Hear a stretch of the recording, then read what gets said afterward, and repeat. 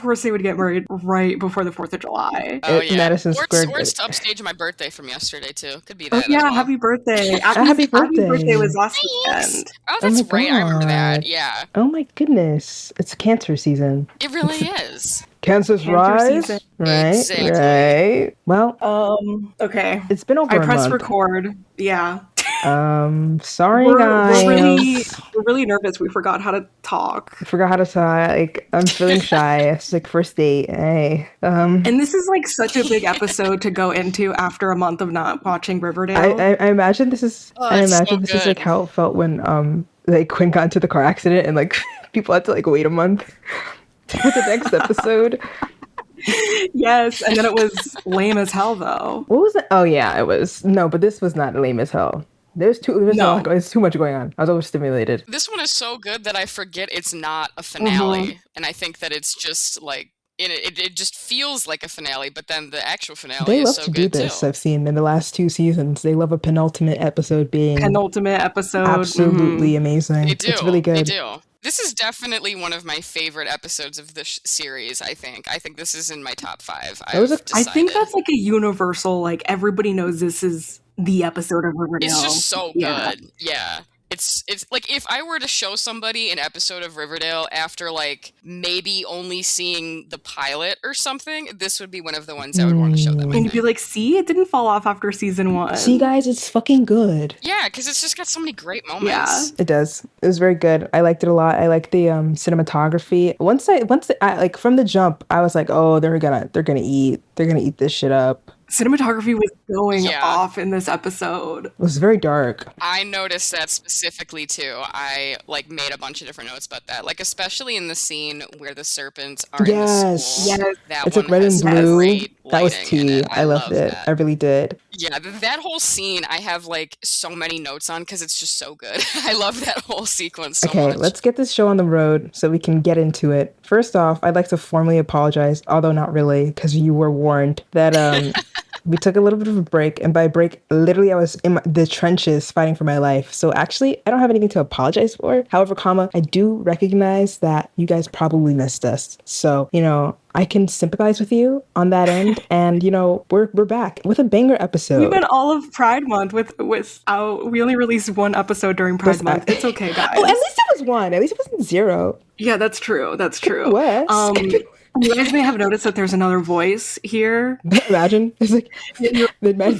Oh, really? Yeah, I didn't. It's not made up. It's not the voice in your head. There's someone It is real. somebody else here. My friend Erin is here, aka Riverdale. Is that how you would pronounce it? Yeah, because I did it because my name is Aaron, so Riv Arendale. That's very cute. The one and only. I love it. That is like so perfect. It really I'm is. jealous, actually. It's aesthetically I pleasing. know.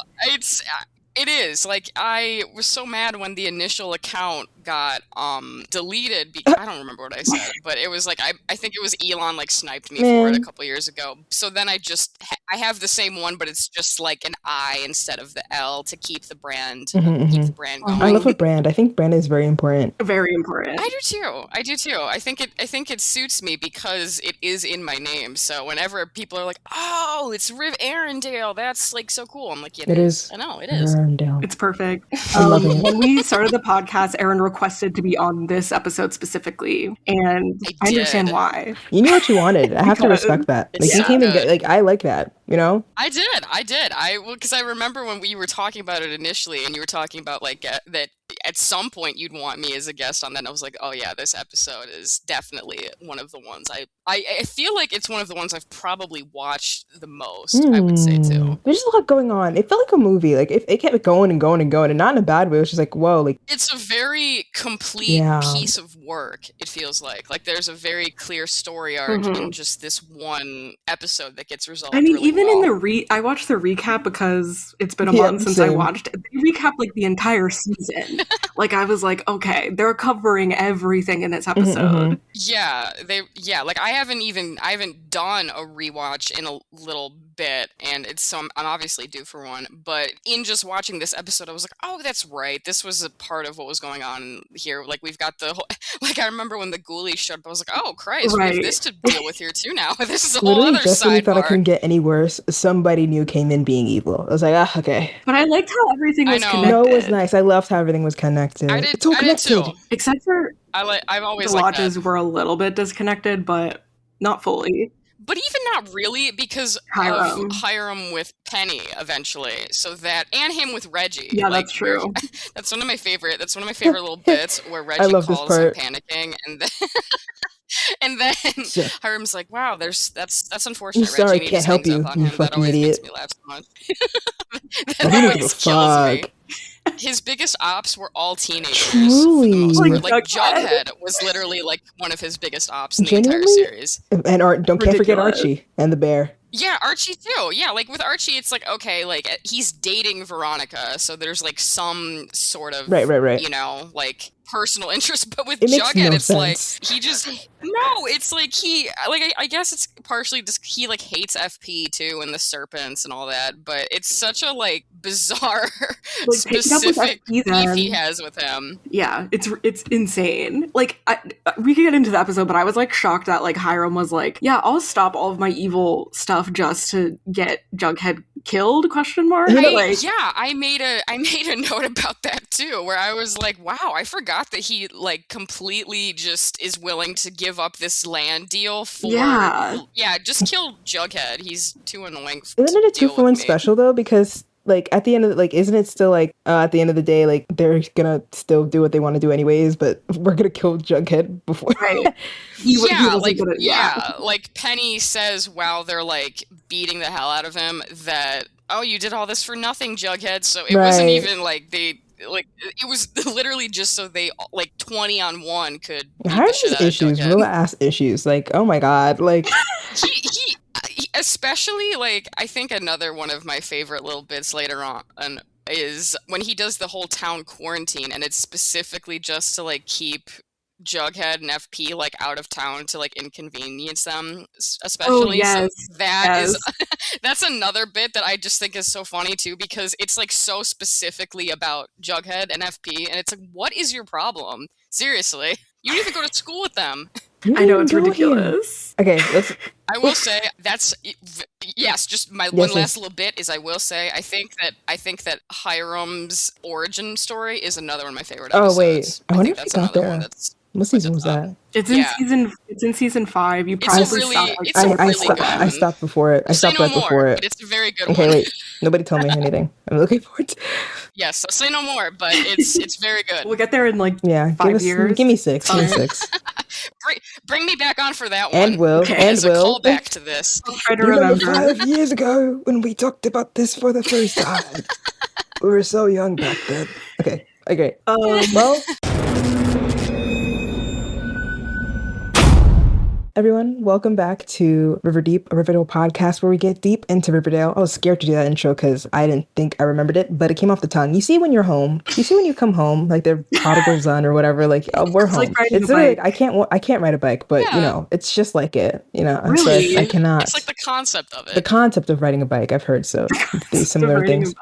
Yeah. But we're back talking about episode 21, which the name I don't know, but Emily does know. So Emily, I'll pass it off to you. It's called Judgment Night, and actually, this is in the trivia. It was originally called The Killing of a Sacred Deer, which makes sense. Oh, that's so good. That's so good. I feel like they should have done that. Yeah, they're both movies. I actually really like the broadness, I think, of Judgment Night, because it kind of encompasses, I think, sort of everything that goes on throughout the night. So I think that on its own, it just really, because that's pretty bars, yeah, you know, for the killing of the sacred deer too. But that almost, I think, even, and not even like a spoiler, because it's not really even, you know, what ends up really happening anyway. But I do like Judgment Night for how the all-encompassingness of just it's such an action-packed episode. Mm-hmm. There's something going on with everyone. Every single person. Every single character is going through like their own individual horrors, basically. Yeah, and then they're all connected, and then it was quite good. Yes. I liked it. I loved it. It reminded me. It gave me the same gaggings as the last penultimate episode, or maybe the last one gagged me a little bit more, but this one also gagged. That one is, it's hard to beat that one. It is hard to beat that one, but I feel like they up the ante with every penultimate episode per season. Would you say that? Oh yeah, like, the one in season 3 is one of my favorite episodes. Mine too. They really knock it out of the park with the penultimate episodes, man. Like, can we call this episode penultimate episode because it's the penultimate episode of our season 2 penultimate episode? Yes. penultimate episode, penultimate podcast episode. Exactly. Try saying that 5 times fast. Penultimate. So let's not. Let's move on. Already messed up. So what are the fast facts? I mean, the fun fact. What are the facts? Let's fact. Well, that was one of them. That it was originally called "The Killing of a Sacred Deer," and then the only other interesting one I have is that the scene where FP carries Jughead out of the woods was inspired by Batman carrying Jason Todd's body in a... Oh, that's good. Which, like, I've seen that comic book cover. Like, that also makes sense because I feel like Cole Sprouse was a very, like, Tumblr Jason Todd kind of fan cast for a minute. He was one of those people that you would fit into any kind of fan cast you wanted for a minute there, especially early seasons of Riverdale. Yeah. I was over here thinking it was giving Mary and Jesus and that one statue. He's a very Christ-like figure. Both him and Archie are Jesus-like in many ways, I think. It's not a statue. What's the name of that thing that's not a statue, but it's a... Is it called a statue? I think it would be a statue. Actually, you know what it's like, too? It's like that moment in The Nightmare Before Christmas that's also referencing that statue where Jack Skellington falls onto the angel holding him. Like, it's like that, too, which is also referencing what you are. I'm honestly not familiar. I'm also not familiar, unfortunately. I was going to say... I'll send you a picture and then it will make sense later. I'm not familiar with the Mary statue either. You don't? Oh, let me send it to you. It's iconic. It's kind of... I saw it in person. I definitely know what you're referencing because I know that's what they're referencing in Nightmare Before Christmas, too. Okay, makes sense. But it's such a good shot. It's so good. It's so good. It's beautiful. And then it's like, oh my god, like, everybody was so gagged at the time, but, like, you know. There's so many times where you think Jughead is toast, and then he's remarkably not, which is cool. The first time he dies. Yeah. Yeah, I was actually going to say his biblical plot armor. In Jughead death arcs, this is number 1, right? Mm-hmm. Yeah, that's what I thought. There's at least 2 more. Is this the one that leads to him like living in the sewers or something? No, or that's that one. This is the other one. That's the other one where he was like at the school, the preparatory school. That would think that's the one. That's another one. Season 4 is also very fun. Season 4 is underrated in my opinion. I think it's a very fun one. Jughead loves to die and rise again. He does. He low-key outdid Jesus. He did it more times. He loves the drama, I think. Yeah. He's a drama king. He's very dramatic. He's a stunt queen. He really is. So, any more facts? The other one is a nurse at Riverdale General Hospital informs Betty that her father is in room 221. Notably, this corresponds to the episode's placement. It's season 2, episode 21. I wonder if that was intentional. When she did that, I was cool. Like, she did that shit so quick. I was like, oh, you're not gonna check an ID? You just told that room like so. That could have been anybody that you told that room to. They have way too much other shit to worry about right now. Too much going on. You have to like checking into a hospital nowadays is like getting into Fort Knox. It's literally like going to it's like the TSA. My mom said that they were asking some people if they were citizens. I was like, what the fuck? Literally, that's Jesus. Not in the sense that. Yeah, that's dark. Yeah. I was thinking, I forgot what I was thinking. Well, let's carry on now. The hospital? Oh, yeah. No. Oh, so when she pulled the curtain back and it was like not him, I was like, oh my god, she fucking lied about the room. She just said whatever came to her mind. That's a really funny alternative. Like that it's, and not only is it the wrong room, but it's another person that just was brutally killed in like a completely different way. My thing is that I didn't register that he was dead. I was like, oh, this guy was in the riots. He's all bloodied up. He's just taking a rest. Like, I did not know he was dead until she said so. I was like, oh my god, that's the doctor. Well, this is one of those episodes that has like every side character too. So it's like every person on screen is like, oh, this is, like someone's parent, or this is the doctor in this case. Literally. So it's one of those ones where there's so many people. I was like, oh my god, of course they had to kill the black character. Like, like how many? I noticed why that they too. Yeah. Like, what the hell, man? Like, my educated black king, he's gone. It couldn't be like a nurse that was dead. Who else is dead? What'd you say? I was like, it couldn't be a nurse that was dead. Like, why did it have to be him? Yeah, damn. Like, damn, like, you could have killed. Y'all could have killed anybody. You could have Fucking killed another Hannibal. doctor. No. It didn't have to be him. No, just, Oh just my any God. other one. Whatever. It could have been a patient. Like, literally, I just don't understand. Like, whatever. It was, yeah, it seems, I mean, there's a lot going on, but it seems like one of the doctors being, like, missing for enough time to be murdered would be a bigger deal, potentially. Like, especially with all of the people that were in there. Exactly. Like, who's doing triage? He seems like he's, like, the attending, too. Exactly. Like he's giving, like... Right. It's, like, he probably was also helping Fangs. So Literally. it's like, his absence would be really noticeable pretty quickly. They would have been looking for him. That's why I'm confused. Like, what the fuck? Also, it would have been very obvious then that Hal probably killed him. And also, Betty didn't even try to check a pulse. Like, oh, she gave up so fast. I'm irritated. No, she knew he was long for this world, I think, at that point. No, but he gave alive. I thought he was alive. I mean, he's missed. Hal has missed before, so like I would check. He did. He did. He's not like Cheryl, who only misses when she wants to. Right. One of my favorite lines of the episode. Speaking of, that's how the episode opens up. Which, like, I forgot that episode 20 ends on that cliffhanger. I didn't forget. That's shockingly. so good. That's so good. I didn't forget. My first little note I made is just that Mads is so good in horror scenes. She's like, a scream she does queen. so well in those. She is a scream queen. She totally is. I wish that those other movies she was in didn't like suck. Yeah, because The the Strangers. first one I thought was fun. Yeah, The Strangers was good, but even that one, the like Sightless. I've seen that one. That one, Mm-hmm. I liked that one too. I thought that was a good one too. Yeah, I didn't watch The Strangers, but I did see that one. Well, I know there's like 3, and I'm like, I'll finish the other 2 eventually, but I've heard that it only gets worse as it goes. But I do love seeing Mads in horror, so. Right. You take your wins. Gotta take the small wins. Exactly, I take them where I can get them. My first note is take a shot every time Cheryl is faced with death in this show. I think you get pretty drunk, actually. This is already, that's already probably, I would. It's like gotta be at least 3 or 4 at this point. No, okay. I was thinking it could be the in the double river. digits. It's almost. like every other episode. Okay. Yeah, because it would be like the river. It would be the musical. This. Mm-hmm. And there's a lot later on too. Maybe this is only 3 or 4. Yeah, I think it's 3 or 4. There's a lot though. We getting drunk. We getting very I drunk. also started a counter, and it's FP's boy count. Oh my god. Oh, that You're was dead. so good. You're freaking dead. So there are 2 this episode that I caught, but if you were going like by season, you would be hammered pretty quickly because he calls him that like he calls him that like so many. I think he forgets his name is Jughead, and so he just calls him boy. Boy, because Jughead is such a stupid name. Well, and also because FP is such a deadbeat, so that's also part of why too. I think. Hold on, he locked in, guys. Oh my god, stop! No, he did lock in. Guys, that's my friend.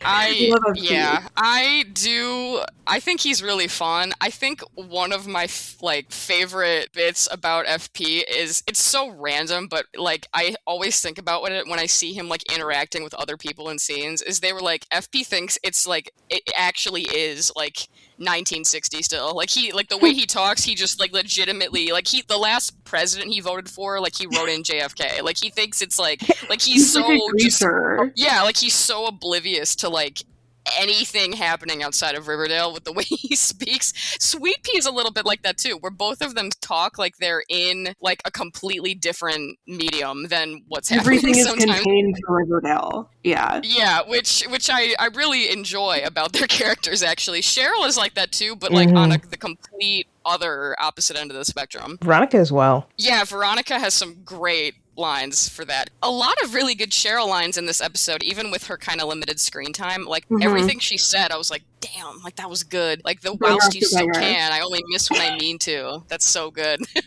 Yeah, so Cheryl's like running from the Black Hood and she runs into her room and she's like freaking out. And then she looks out her window. Next thing you know, she has her bow and cape. No, because pause. Wait, I have to talk about this. Just give me just 1 second. Like, just give me like 5 minutes for it. Just let me get on my soapbox. So she runs to the room. Then you see him, boom, boom, boom, stomping. Very, very undemure, very not classy of him. But he's stomping up the stairs. Oh, yeah. He boom into the room. She's gone. He sees, oh, the window's open. So boom, he pops out there. This girl pops out of the fucking shadows in like the biggest, in a cloak and like the fucking boat. I'm thinking to myself, Cheryl, you really said, hold on, let me serve cunt. Let me pause and put this little jacket on, button it to the top. The top. No, I know. Put my hood up and shoot. How did she have time for that? Like, literally, where did she find the time to do that? I'm irritated. Magic. It cracks me up because like the way that she says it too is like obviously all of her, which like, you know, like a true archer, all of her stuff is together. So she's like, luckily I had time to get my bow and arrow and my riding cloak. And I was like, where was this kept that you were able to get to it within like 20 seconds and have it on? She has the hood on and looks fierce, and she was poised and ready. She like strung her bow. She did it within like 10 seconds. It's very impressive. So do you think she just jumped out the window, or like she like climbed down? What do we think? What do we think the dismount was like? I think also what is potentially likely, besides Raz not thinking about it, is that she might have, just because of everything happening, she could have just had her riding and archery stuff pretty near her, because she's had to use it quite a bit lately. I think she'd keep it in her room after what she's dealt with. She has like a Glock, but she just has her archery stuff with her. I Exactly. I feel like, I think I wasn't even like gagged by the fact that she had the bow and arrow. It was more so, girl, why did you put that cloak on? That damn cloak, like, girl, you wasted my like. All of a sudden, she knew it served. Cloak. It's literally like her superhero outfit. It really is. That's beautiful. I made a note in there about that too, where and I think it's other episodes that use this too, but where she's got her own little like specific like theme when she has her cloak and when she has her archery stuff. It's like that little short theme song, and it always makes me laugh because it really is like she's a superhero. Don't quote me on this, but I'm pretty sure that's from Arrow, the CW show Arrow. Which makes funny sense because both are produced by Greg Berlanti. But like that's insane. It's like all of a sudden she's on Arrow. Who the hell is that? Is that like the Ryan Murphy? You know, like the superhero shows on the CW? So that's him. Was it like a Robin Hood show? Oh my god, he must have so much money.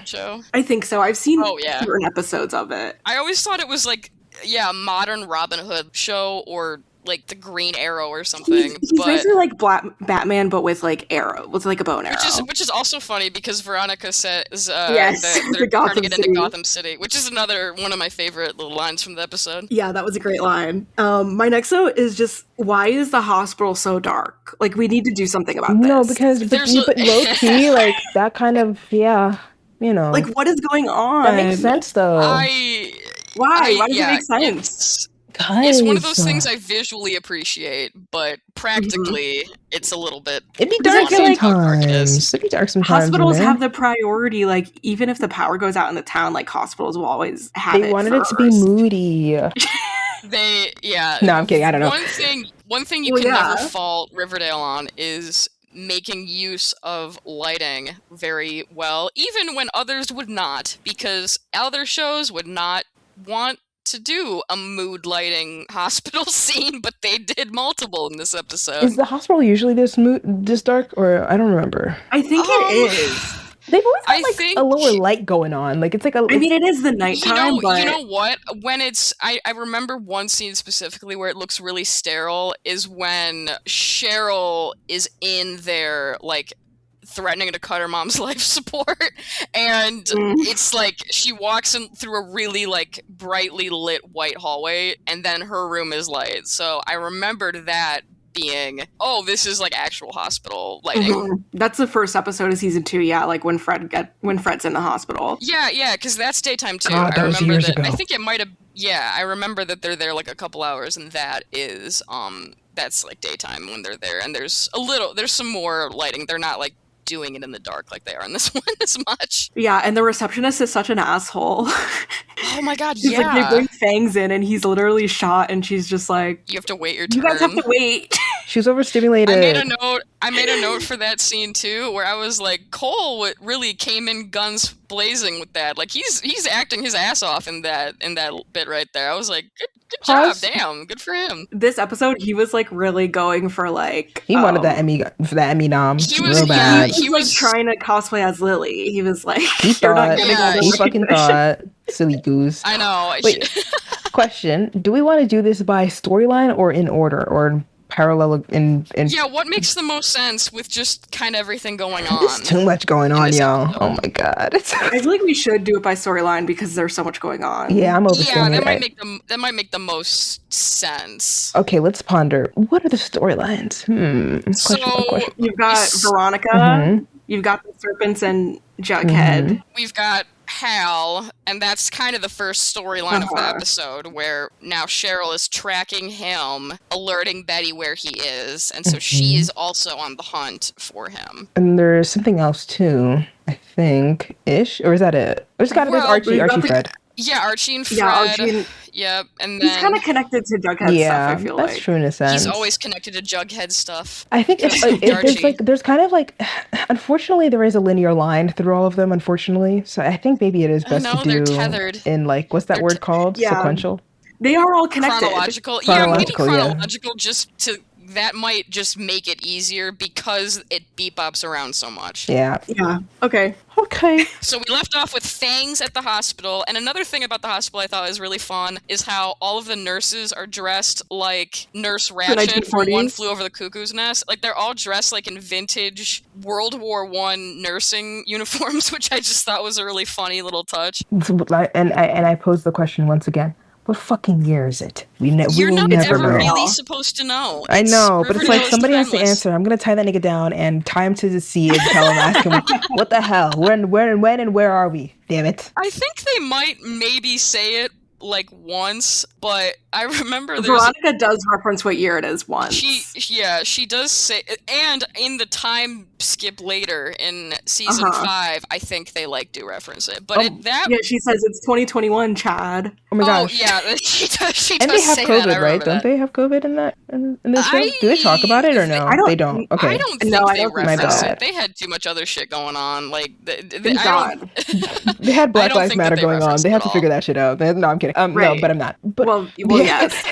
Also, we forgot I'm pretty sure we got emails in the interim, but we will go over those emails next week. We didn't forget about you. Okay. Mwah. Love you. Okay. Bye. Oh yeah, I decided that we'll probably just do like a in between seasons mailbag episode. When we have so much mail, we have to do a whole episode. Oh my god, it's like 3 emails.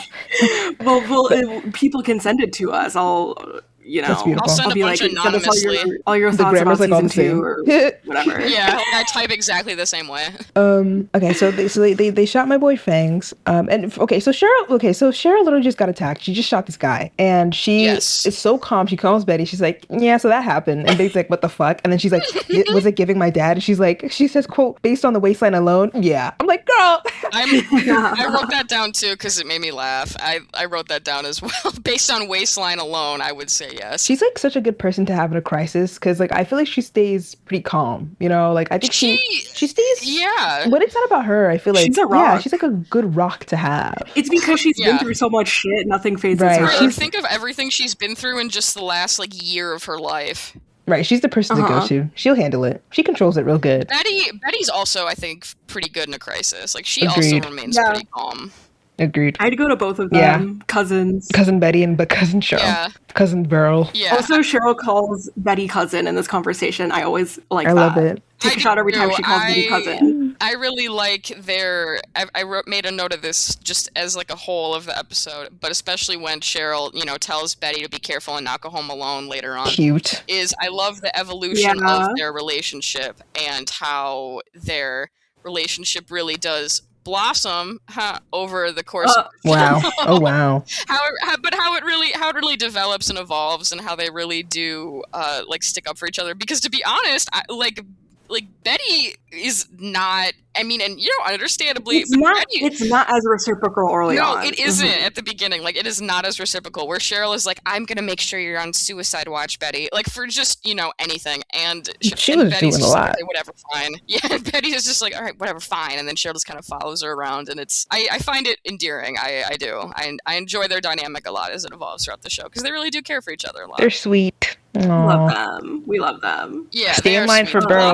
if you're in line. Yes, the Blossom Cooper family lore is one of my favorite aspects. Oh yeah, that was really interesting this episode. I kind of forgot really about liked that. it. I forgot like the levels of it initially because they go into it a lot later on when Betty goes into like kind of the deep dive of the serial killer gene and everything. Yeah, oh my gosh, she was irritating the shit out of me. I think that's when I get annoyed at Betty in the show. I forgot like how how fucked up it is with Hal. Like, obviously it's fucked up, but I mean, and we might circle maybe, or we could just do this as the Black Hood part of the episode. Nah. We gotta go in order. We gotta go in order. Okay, we gotta because it builds. We have to stay linear. It builds. We have to build attention for those listening. Yes. So Cheryl's serving cunt. She's being cunty. Yes. She's delivering the news. Fangs is shot. And then Hermione. My next note just says this episode is so intense. I'm overstimulated. There's my notes to it. I know.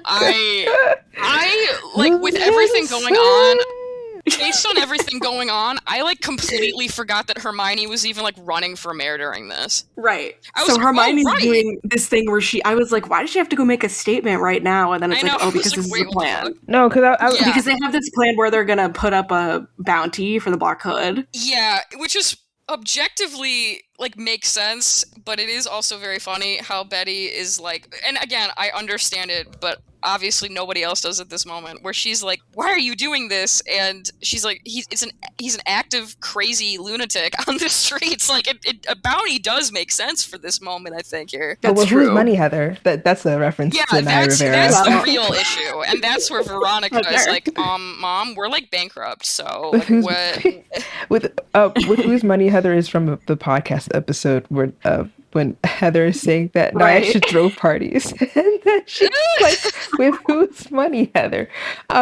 First of all, hilarious. I did like. Okay, well, I'll talk about that more later when they talk about the because I did like that conversation because I liked what it says about Betty's internal feelings. But rewinding, I think the fact that Fred has to walk in on Veronica post-coital and like she's like, "Oh, hey, Fred," and she's like, "Archie's not here," and he's like, "Girl, like, where's Archie? There are literal riots going on." She's like, OMG, like, I didn't know that was fucking happening. Like, okay, yeah. And then they go downstairs and Andre's bitch ass is at the door and he's like, I'm taking you home or whatever. And it's just like, womp womp. No, I know, I do think that's funny. I also do find I find it very sweet how Fred does very genuinely care about all of Archie's friends and Veronica, and I think that he's like, I mean, and this is not a secret, but he is like easily one of the most stable and just like kind, not even just parents, but like adults in the whole show. He's for sure 100%. He's father. I love him.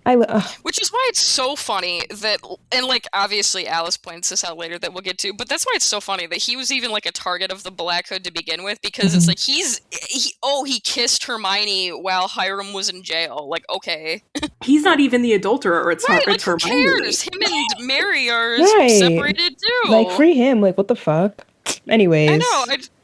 He didn't do that but shit. I thought that was funny. Yeah, so then Reggie calls Hiram, and he's like... Another very funny moment. I had a gun, and they think that I shot Fangs, but it wasn't me. And Hiram's just like, I don't give a fuck. Bye. It's unfortunate. Reggie is so funny. Another thing I noticed that I thought was interesting, because there are so many in this episode, everyone has each other's number. All the parents have all the kids' numbers. They all got each other's numbers, where they're all calling each other, and I just thought that was funny. It's Pop had Archie's number. Yeah, like, why? Yeah, like, why does Jughead have Hiram's number? What do you think his contact info for? Do you think it's like Hiram with like a mad angry emoji? Like, yeah, I think it's Hiram with like the skull and crossbones and like the devil emoji. Probably. Not like the sexy devil emoji, but like the evil mad one. Right. I understand exactly. Hiram is just in a car this whole episode, and it's like, where is he driving to? And then we find out. But before then, Hermione was talking to Hiram. She's like, "You're not hiding anything from me, are you?" And he's like, "What? Oh, Hermione. Me hiding something?" And then he leaves. That's essentially what he said. Like, he doesn't even say no. Hermione's clocking him. She's clocking. She's not feeling him this episode because, like, you know, like, why would she? Because he's doing too much. Like, he's being too weird. It's just a lot going on. He's being very shady, more than normal, more than he normally is. Mm-hmm. And Archie's also like looking around for Reggie too, you know, because they're gonna go try to find him. Because you know Reggie's he's shit out of luck because because the serpents are after him because they think that he's rightfully so. Yeah, nobody saw that it wasn't Reggie except for Archie, really. Yeah. Because, you know, from every other angle and knowing he had a gun, like, of course you wouldn't, you know, necessarily think otherwise. Like, he literally, like, walked right up to him to shoot him. And he was talking mad shit all week, like, goodbye. Like, I would be on his ass too. And even if he didn't shoot him, I would still be on his ass because Reggie's mad annoying. Like, I love Reggie, but yeah, he was irritating me these last few episodes with his anti-serpent sentiment. Like, bro, like, don't let me outwoke you, Reggie. You're mad weird. Boob. 3 tomatoes. Whatever. He takes time to get there. Yeah. He does. He gets there eventually. But he's in season... I will say, though, I do really enjoy the overarching arc of season 2 with, like, the Serpents versus Bulldogs, Southside, Northside, like, rivalry. I think it's a really, like, fun and pretty developed storyline throughout the whole series. Agreed. I agree. Also, when Veronica's in the car with Andre, she like sees like Midge's mom walking around with a gun looking like distraught and shit. And she's like, what the fuck? Hi, Midge's mom. What are you, Miss Clump? What's going on? She's like, I just shot that boy. He may be dead. I'm just like, she just got right to the point. And I'm just like, girl, like, oh my God, your survival instincts are nothing. Yeah. But look. And then later on, Veronica's like, can you blame her? And honestly, yeah, I mean... I can actually. Yeah, it's like, well, especially because Fangs didn't kill Midge, so it's like, Fangs is a funny character because I genuinely really like him up until he's, like, late season 5, honestly. I think that's what you were saying, Emily, too, right? Yes, we've had Abby keeps being like, oh, you hate Fangs later on, but I have to keep reiterating, like, not yet. Like, he's a sweetie right now. No, I'm put that in my notes here, is that I miss when he was just, like, the kind of, you know, like, a little maybe shyer, like, sweeter, like, almost, you know, like the Johnny outsiders of the Serpents a little bit. You know what I mean? Like, he's kind of like the more sensitive, sweet one, you know? He's into the arts. And so I always really liked that about him. And then it's like, I think they literally just didn't really know what to do with him post-time skip, so they just kind of rewrote his personality a little. Like, how bad is it? Because, like, you know, they're all, like, kind of fucked in a sense, you know? Like... Yeah, it's... A lot of it, honestly, is mostly... It's mostly just kind of, like, bad writing and writing around putting a wedge between Shoni, I would say. Like, that's kind of the main driving force. He starts being, like, an asshole to Cheryl and, like, talking shit about her. And it's like, you'd never disliked Cheryl before. No, they literally, like, Swangs and Shoni literally had, like, double dates, like, several times per episode during, like, season 2 and 3. So it was always weird to me, too. Like, there's many, like, cute scenes with Fangs and Kevin later with, and I don't like Kangs anyway. Swangs forever. But who the hell is Swangs? Is that Sweet Pea? Swangs is Sweet Pea and Fangs. Oh, I didn't know that was happening. I have a whole thesis statement on this that comes to a head in this episode, so buckle up. Sweet Pea was fighting for his man, so you have to see, you understand it. You see what's happening. Is it a crack ship, or do they actually like? No, I wouldn't really call it a crack ship. It's just like a indie ship. It's like a smaller ship. It's one that me and literally like 4 people.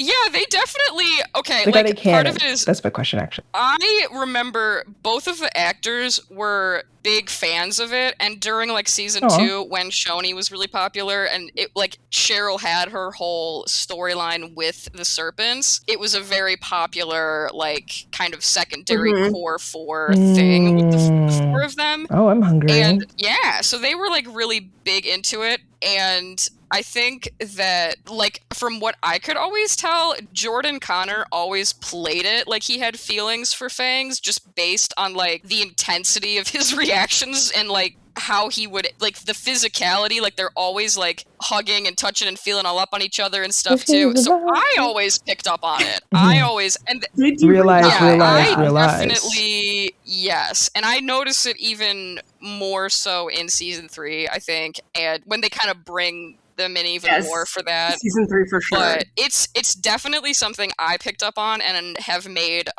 several fan cams on. Real Riverdale fans know this. But I think it's a really fun little element to the kind of like the dynamics in the Serpents anyway, just where regardless, I do think that like Sweet Pea's overall reaction to him being shot in the episode is a really interesting aspect, like what's going on and just like the overall like drama and conflict happening where Jughead has to literally like rein him in so he doesn't burn the entire school down, you know? Oh, Georgie. Right. So they're at the school, the Serpents are destroying the school, and then Kevin, Moose, and Archie show up and they're like trying to protect, which like, first of all, I don't understand why they went to the school to destroy it. And I also, in there. Like literally who gaff? I also don't understand why Archie is so protective of it. Who fucking cares?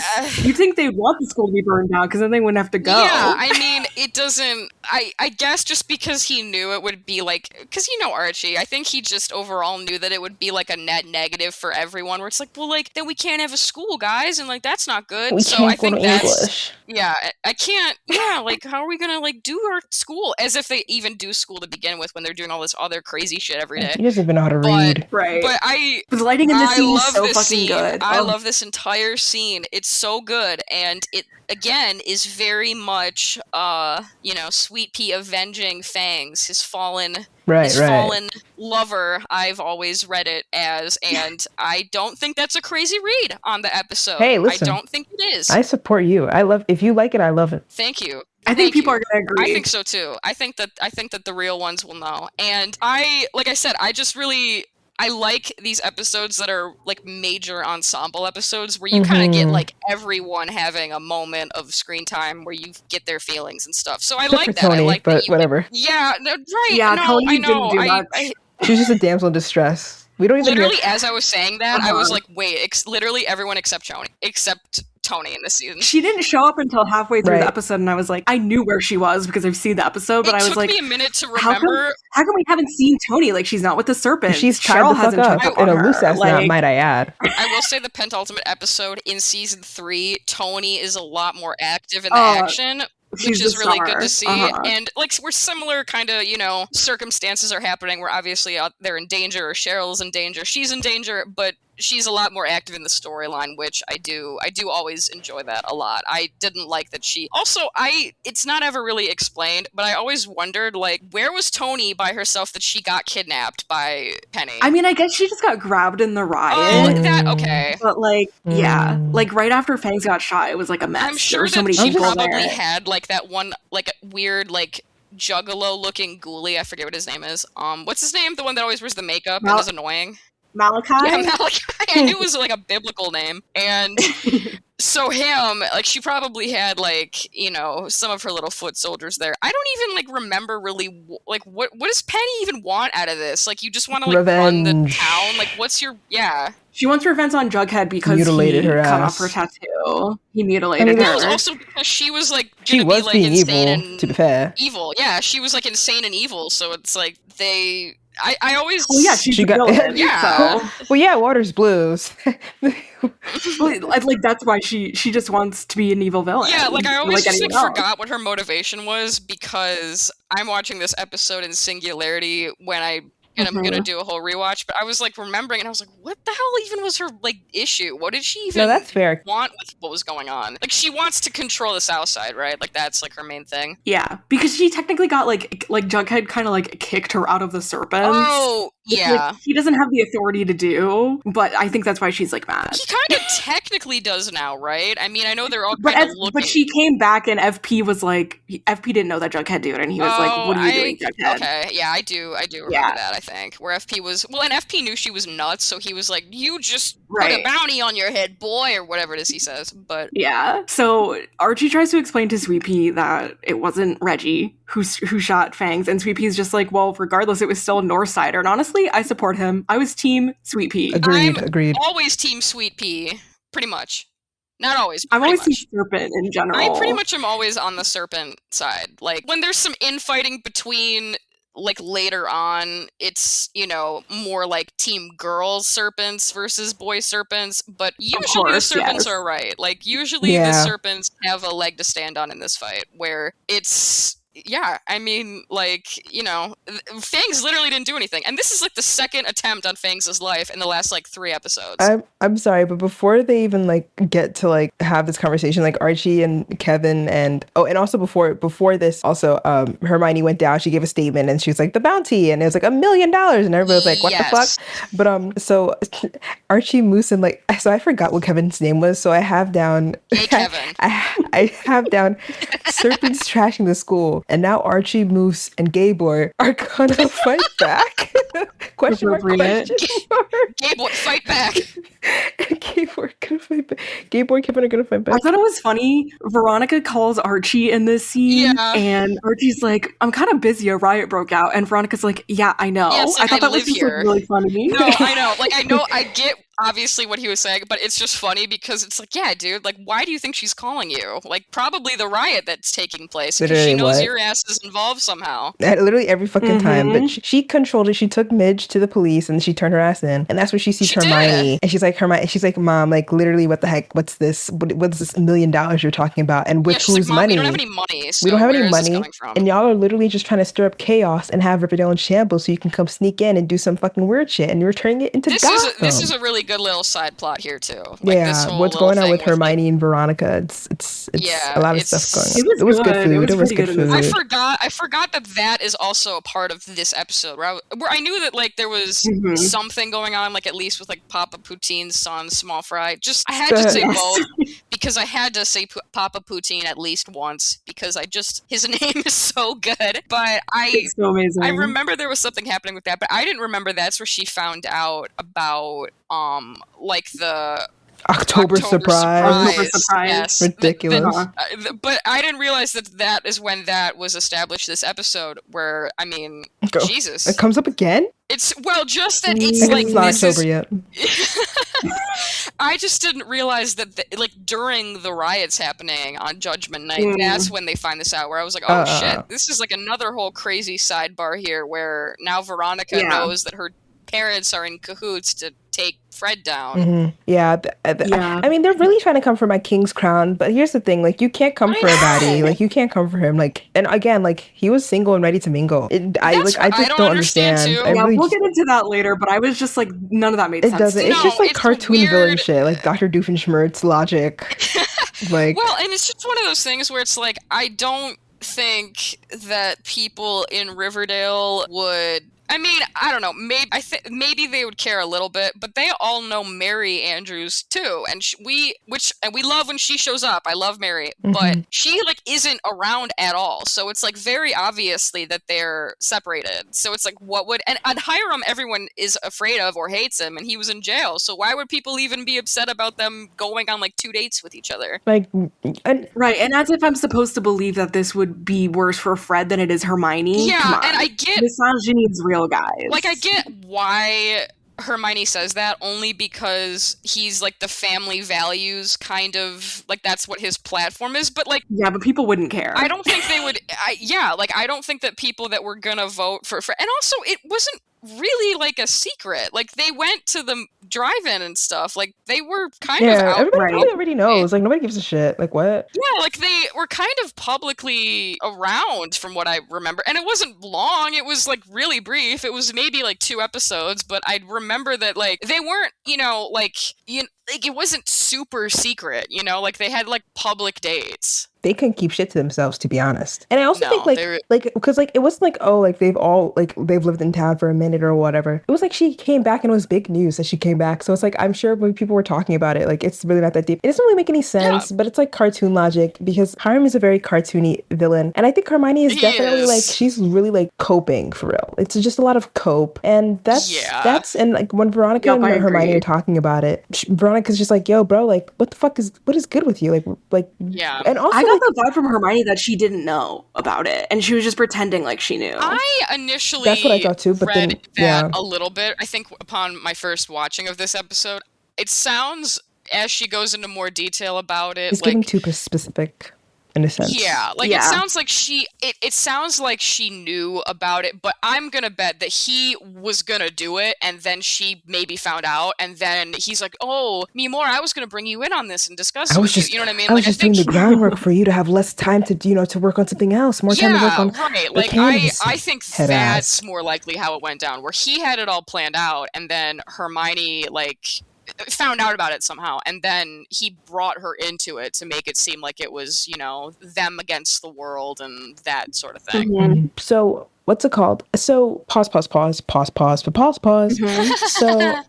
So I don't know why I have this note, but it says, Betty was saying that it wasn't the Black Hood. Cheryl was hunting his ass down. This is Beryl cousin. Something happened before what we talked about. I can't quite remember what it was, but there was a Beryl moment that we saw, and Cheryl. This is when Hermione goes to the register to put out the bounty, and then she's like, "Well, the Black Hood shot Fangs," and Betty's like, "Well, that wasn't the Black Hood." That's what it was. Where they were saying that the Black Hood shot Fangs to then kind of capitalize on the bounty aspect, and then she was saying, "No, he wasn't there." So that was the first mention of him. Where people are like, "Why do you know what he's doing all the time?" And she's like, I don't know. And that's when Cheryl calls her, and she's like, "Be careful, cousin." Yeah, because she knows that Betty would try to like deal with him too. Don't be by yourself. And she's like, she's controlling her. She's just walking through the woods. Like, she really is hunting. Like, girl, like, go. Like, I know. She's real. Cheryl has it controlled. What I was always wondering too during that is like, because he goes to the hospital, obviously. So I was wondering, did he just like stumble out of the forest and someone saw that he had like a crazy wound in his leg and were like, "Oh my God, Hal," and took him to the hospital? That's what I always kind of assumed. No, I think he gets back in his car. He gets back in his car and he drives himself for sure. Oh, okay. That might be it too. I also love how earlier in the episode, like you see that Betty has like missed calls from Jughead, and yet so she's like ignoring Jughead's calls, but she always picks up for Cheryl. I love that. She does. Well, and it's also kind of, I noticed that a little bit too. And I don't dislike Varchi. I'm not like, I've never been like a hater of them. I think that they're really funny as a couple, but I did think it was really funny how, and again, as the resident Jarchi here, I did think it was funny how he's like, "Veronica, I'm busy," but he like, him and Jughead were to have like these long monologuing conversations with each other, and then be like, Jughead and Varchi were kind of like they were kind of ignoring each other this episode. Yeah, well, and what I've always kind of maintained is that the love triangle between like the South Side, North Side with Betty, Archie, and Jughead, it always to me just felt like everyone was interested in kind of just dating Archie, so that was like the main focal point of what was happening. Because Archie wants Betty's nachos too. Because don't forget that he asked Jughead, "Hey, have you heard from Betty? Like, why? Like, oh my God, like he cares about her. Like he does." I did write that. I was like, that was good Archie food right there. Like, if you're in line, we love Archie on the podcast. Like, that was good food. I know a lot of people hate them. They just don't get it. They don't get it. Okay. My thing about Barchi is I never had like an actual real issue with the shippers, but they would always come for Jarchies because they said we were like making shit up, and they said that it was a crack ship, even though a crack ship is not something that happens on the same show, and they would just call us like delusional losers, and I was like, no, that's not true, because the three of them were best friends, and you can say that all three of their relationships were just as deep as everybody else's. One thing I will say that I always thought was really funny is whenever they like mention to Betty something that happened during like their childhood, she always seems like, I think that Betty has some kind of like trauma memory loss, because they'll be like talking where they're like, "Oh, don't you remember Jughead never talks about his birthday?" And she's like, yeah, she like literally doesn't remember anything. Yeah, like, so it's, I always found that interesting because it seems like, you know, Archie can like recall all these like very fond memories of like him and Jughead doing stuff and him and Betty doing stuff, and like vice versa, but Betty's always just like vaguely knowing that they spent time together as kids, but like not really any specifics. Because low-key, I feel like that makes sense for their characters though, where Archie would like keep that sentimental bullshit, like, you know what I'm saying, like locked in. That's true, and so would Jughead, because he's a writer and he is also very sentimental right. too. She would so gaff. That does make sense. Like, hello, like, that does who make gives sense. a shit? But you know, haha, I do remember that. She's like, I've got my own shit. My dad's like trying to groom me to be a serial she killer. doesn't have time to accept his fuck ass calls, to be honest. Exactly. Right. So, but I do. That was another thing I wrote down in my notes, is I do really enjoy how because they don't do this in other episodes always, and they didn't do it with Tony this episode either, but I like when all of the characters do have those moments of calling each other to check in on each other, or those moments where they're just like kind of running in like past each other while they're in their own melodramas. I like when they do that, where they connect all of the little stories happening at once. It's very cute. It's like the Glee Club. This episode was really good at that. Yeah, it shows that they all really care about each other, which I always really, really like those kind of scenes that are ensemble. Yeah, ensemble is like when the show is the best, which is why I like season 6 so much. But yeah, season 6 I think has a lot of that.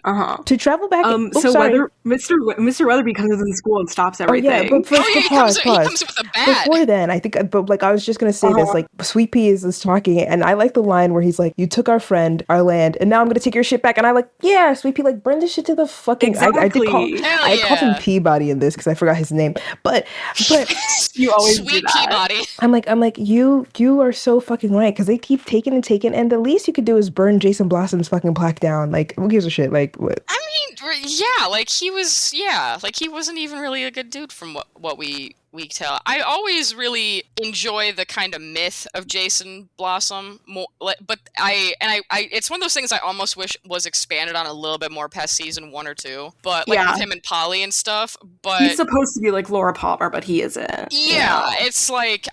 But I think that because of the actual, like, tangible things we know about him, he isn't Laura Palmer. Because, of course, he had, like, an abusive, horrific family and all that stuff, too. But we also know he was a misogynist and that kind of thing. So it doesn't...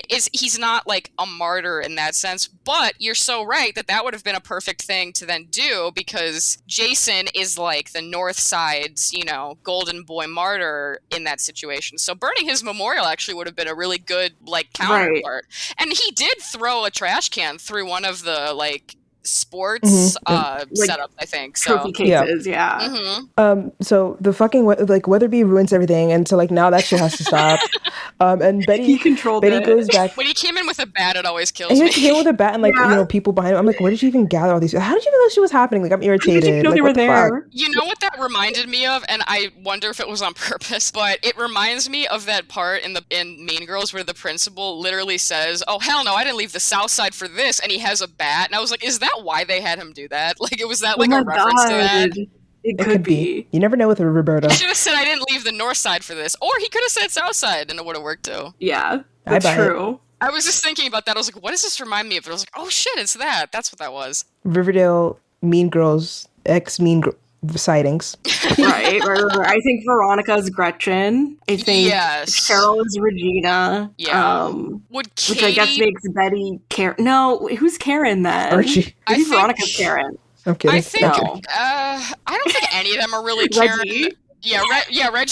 Reggie's Karen. Katie almost would be like Tony, like in season 2. Tony or Betty, I think. Yeah. Or maybe even Veronica, because Veronica comes in as the new girl and kind of like challenges her a little bit.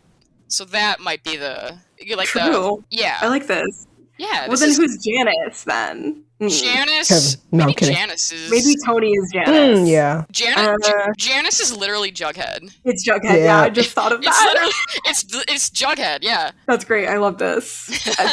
I'm gonna see if I can find a Mean Girls AU Riverdale fanfic. Oh, there has to be one. There has to be one, especially because they did the Heathers musical, and that's usually kind of a little bit similar Mean Girls, to that. So, all right, so we were. Betty goes back home. Oh yeah, Betty goes back home, even though everybody told her not to go back home. Yeah, she sees the blood on the sink, and it's obviously her. She knows because Cheryl told her the deeds. I shot him right in the left, in the upper quadrant of his chest, and so. Oh, and really quick, I just don't know if we said this part, but she also gets the call from him at the hospital too, telling her to come home. I don't remember if we said that or not. This is before this then.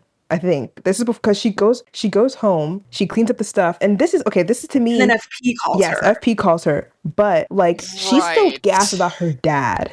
You know what I'm saying? Like it's weird because like she hates him. Yeah, she still protects him, and like because there's like inclination, and it's like so sad. Yeah, but it's like also very interesting for her as a character. I think that they do a really interesting job because honestly, in a lot of ways, Betty is kind of the Laura Palmer also of the show a little bit. Where Laura Palmer, by the way, Abby, Laura Palmer is I'm glad you picked up dies on in that. Twin Peaks. Oh, okay. Which is Twin Peaks, which is like very referenced in Riverdale, and I've gotten flamed for this, but I've had several like viral tweets about how this show is very much like a positive homage and celebration of Lynch's work, if anything. So, and there's like, you know, several like Madchens in it, so there's a lot of people like from Twin Peaks that are involved. But anyway, so Laura Palmer, I think they do a really interesting job as the show develops, and sometimes it's of course a little silly with like the serial killer gene, but like that metaphor for like evil being passed down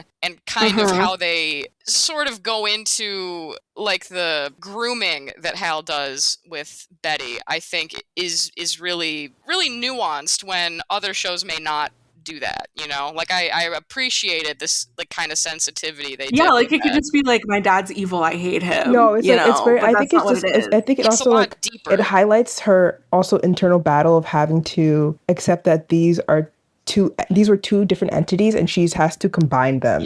And so it's like she doesn't want a $1 million bounty on the Black Hood, because at the end of the day the Black Hood is her dad, and like that her like they've had like, I feel like they had a good relationship when she was a kid, you know what I'm saying? Definitely.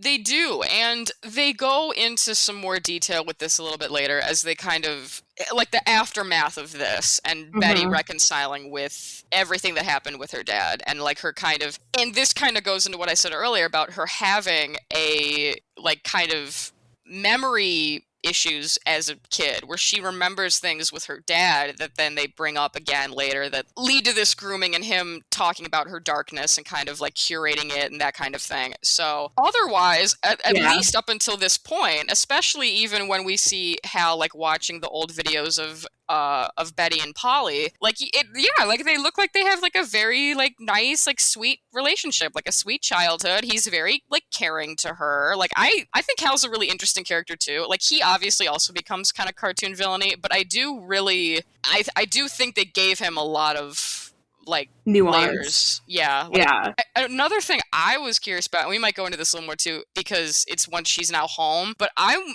interested in what the hell was wrong with Hal's mom too, because like that I feel like not discussed enough. We will get into that later. Don't even worry. What the fuck are you talking about? So FB calls Betty, right?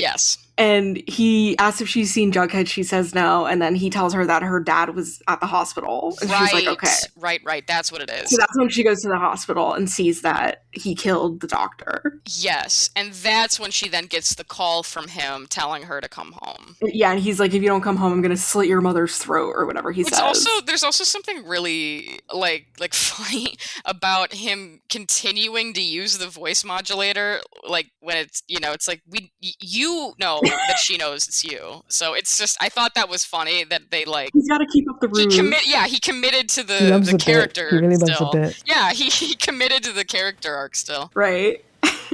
It's something really stupid, but I was going to say, like, it would literally be impossible to call a specific phone in a hospital, I feel, but I don't know. That's just me, but proceed. Oh, did he call the hospital phone? Didn't you? Well, he called you didn't have phones in the rooms? He called the phone that was in his room, so I don't... Yeah, that's crazy. Yeah, and it's another one of those little bits where I like when they utilize older technology, like phone booths and landlines, and in this scene, it's funny just because it's like, how would he even, like, have done that? So they don't even have, like, landlines in hospital rooms nowadays. Yeah, so that is a little bit strange, but it's a fun effect when he, you know, like when she picks up the hospital phone and he's there. But I do like when they kind of blur all of the different kinds of technology together. Yeah, FP is using a payphone when he calls her. I think, and that proves my theory even further, that FP doesn't think that they're in present day. It's the prison effect. He thinks it's 1964. So what does Pop call Archie to say? Oh, he says that Reggie's there. So Reggie is there and once that he again, needs a friend. People are just doing dumb things. Like, why would you go to Pops? Out of all places, I thought they that always too. go to Pops. That was like my first thought too. And it's like, well, and this is after like hours and hours of people like looking for him, and there's other people in Pops, so I always was like, where the hell was he? And then he's like, you know what, I'm just gonna go to Pops, the most well-known populated town hub I can think of. It's fucking insane. It just always makes me laugh, because it's like he was hiding and then went to the most conspicuous place he could like possibly It's almost find. genius, actually. It's like yeah, well, maybe, yeah, I mean, I, don't think Reggie was thinking of it. He's like, they'll never think to look for me here, it's too obvious. I think he was just in distress at that point. He was just right. That's exactly what I was thinking, where I don't think he was doing that, but it unintentionally kind of became that, which is funny, where he's just at the most popular place in town. Yeah. Okay, so Veronica and her mom are fighting. And she's like, I'm gonna find that fucking money that you guys think you're gonna give to the bounty. And then Hermione's like, he put it in a trust. And she's like, no, I don't fucking believe that. And she fucking goes to Hermione and to Hiram's like his study, and she like locks the door, and she's like looking through his shit, and that's where they find the October surprise files. Yes. And it's the pictures of Hermione and Fred cheating. She's like, yeah, like I'm like, yo, what the, and one of my notes is like, yo, why would Hiram be doing this shit? It makes Hermione look bad. But I forgot, he's just an evil ass nigga. He doesn't care if she looks bad. He loves chaos. So anyways. Hiram hates Hermione. Hiram is like, I hate my wife final boss. He really does. He's so abusive. It's genuinely disgusting. Like, oh my god, Hiram, like what the fuck? I can't even, like what? Yeah. Like later in this episode when Hermione was like, oh, he would never put us in the line of fire, and I was like, maybe Veronica, but not you, Hermione. He doesn't care about you. He definitely still puts Veronica in the line of fire too later on a lot. Yeah. But yeah. He's less apt to do that than Hermione. Hermione is god, he'd burn her if he had to. Damage. He doesn't give a fuck. If they said that was they're one of there's a lot to be said about like the parent relationships on the show in general, but I think that Hiram and Hermione are like one of the most interesting like fail marriages, akin to like Shiv and Tom to me. Like they're like that same level of fascinating to me, where people would write it off because it's this show, but they're really interesting fail marriage that hate each other. I think they're also it's interesting to watch. The hottest couple in the show. Oh, easily. They should have had more sex scenes, I think. They should have utilized. Do they have any sex scenes? I'll look that shit up right now. I don't think so. That's what I thought. No, and they cut it when FP and Alice are about to. It's like, this is what the people want to see. Right. We need to see this. They never show us the parents. But I have to see Archie's shirt off 80,000 times. Right, like, come on. Like, all right, we get it, but, the parents are all hot. We know they're all hot, so we can utilize this as well. Right. So the Bulldogs, like, they pull up at Pops because Reggie's bitch ass is there, and, like, now there are, like, people outside of Pops, and it's, like, it's giving ghoulies, and it is the ghoulies, and they're like, we're here to fuck shit up. And I'm thinking to myself... Fucking Malachi again. Like, I'm thinking to myself, like, everybody's, like, scared because, they're making mad noise, or they're, fucking shit up outside, throwing bricks into the fucking windows of Pops. Mm-hmm. And it's just like, why is Archie, like, where are the adults? Archie's the only one controlling it. Pop is hiding behind the counter. Archie's like, that's what I was show up. But they show up later, but I'm talking about the adults within Pops. Nobody's like, let's take charge, let's compare, let's protect these kids. That's true. It's like, I have alcohol, you can make a Mazel Tov, whatever it's fucking called, a Molotov cocktail, and go to the roof and throw that shit. I'm like, what the hell? And Archie does it. It's like, what the hell? I know.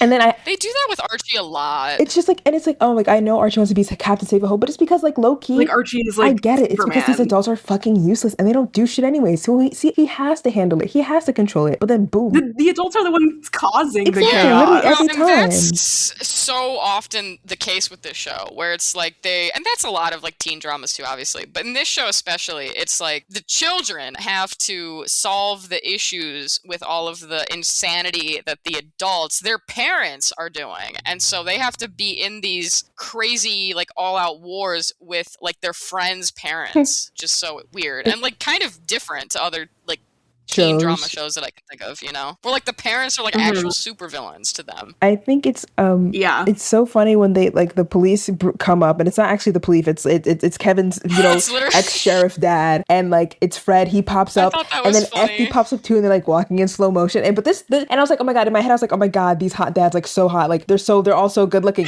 And then I thought the same thing. Here goes Kevin. Like, Kevin pulls out his phone. He goes, "Hot Riverdale dads to the rescue." Now I'm irritated. Now I have to take back my comment because that's your dad. He had to post on his Instagram account. It's like, Kevin, why are you? That's your God, dad. That's your dad. Your dad is one of the ones that we think is hot. What is going on? No, that's like one of the worst things he's ever said. Oh, There's a few you can pick from. He's got some great lines though. But that was so funny to me too, because I was thinking the exact same thing. I was like, God, they had all the DILFs come in an Aura farm, and then Kevin like says it, and I was like, dude, now you ruined it. I was only supposed to be the only one observing. I was supposed to be the only observer, the only one noticing. Like, don't you post they don't know what to do with Kevin. No, they really don't know what to do with Kevin. Poor thing. And I really enjoy Kevin. I really do genuinely find him to be a very fun character on the show, but they often run into that where they don't really know what to do with him. Besides why musicals. it's and that's why it's become kind of like a fandom bit to just call him Gay Kevin, because that's literally like what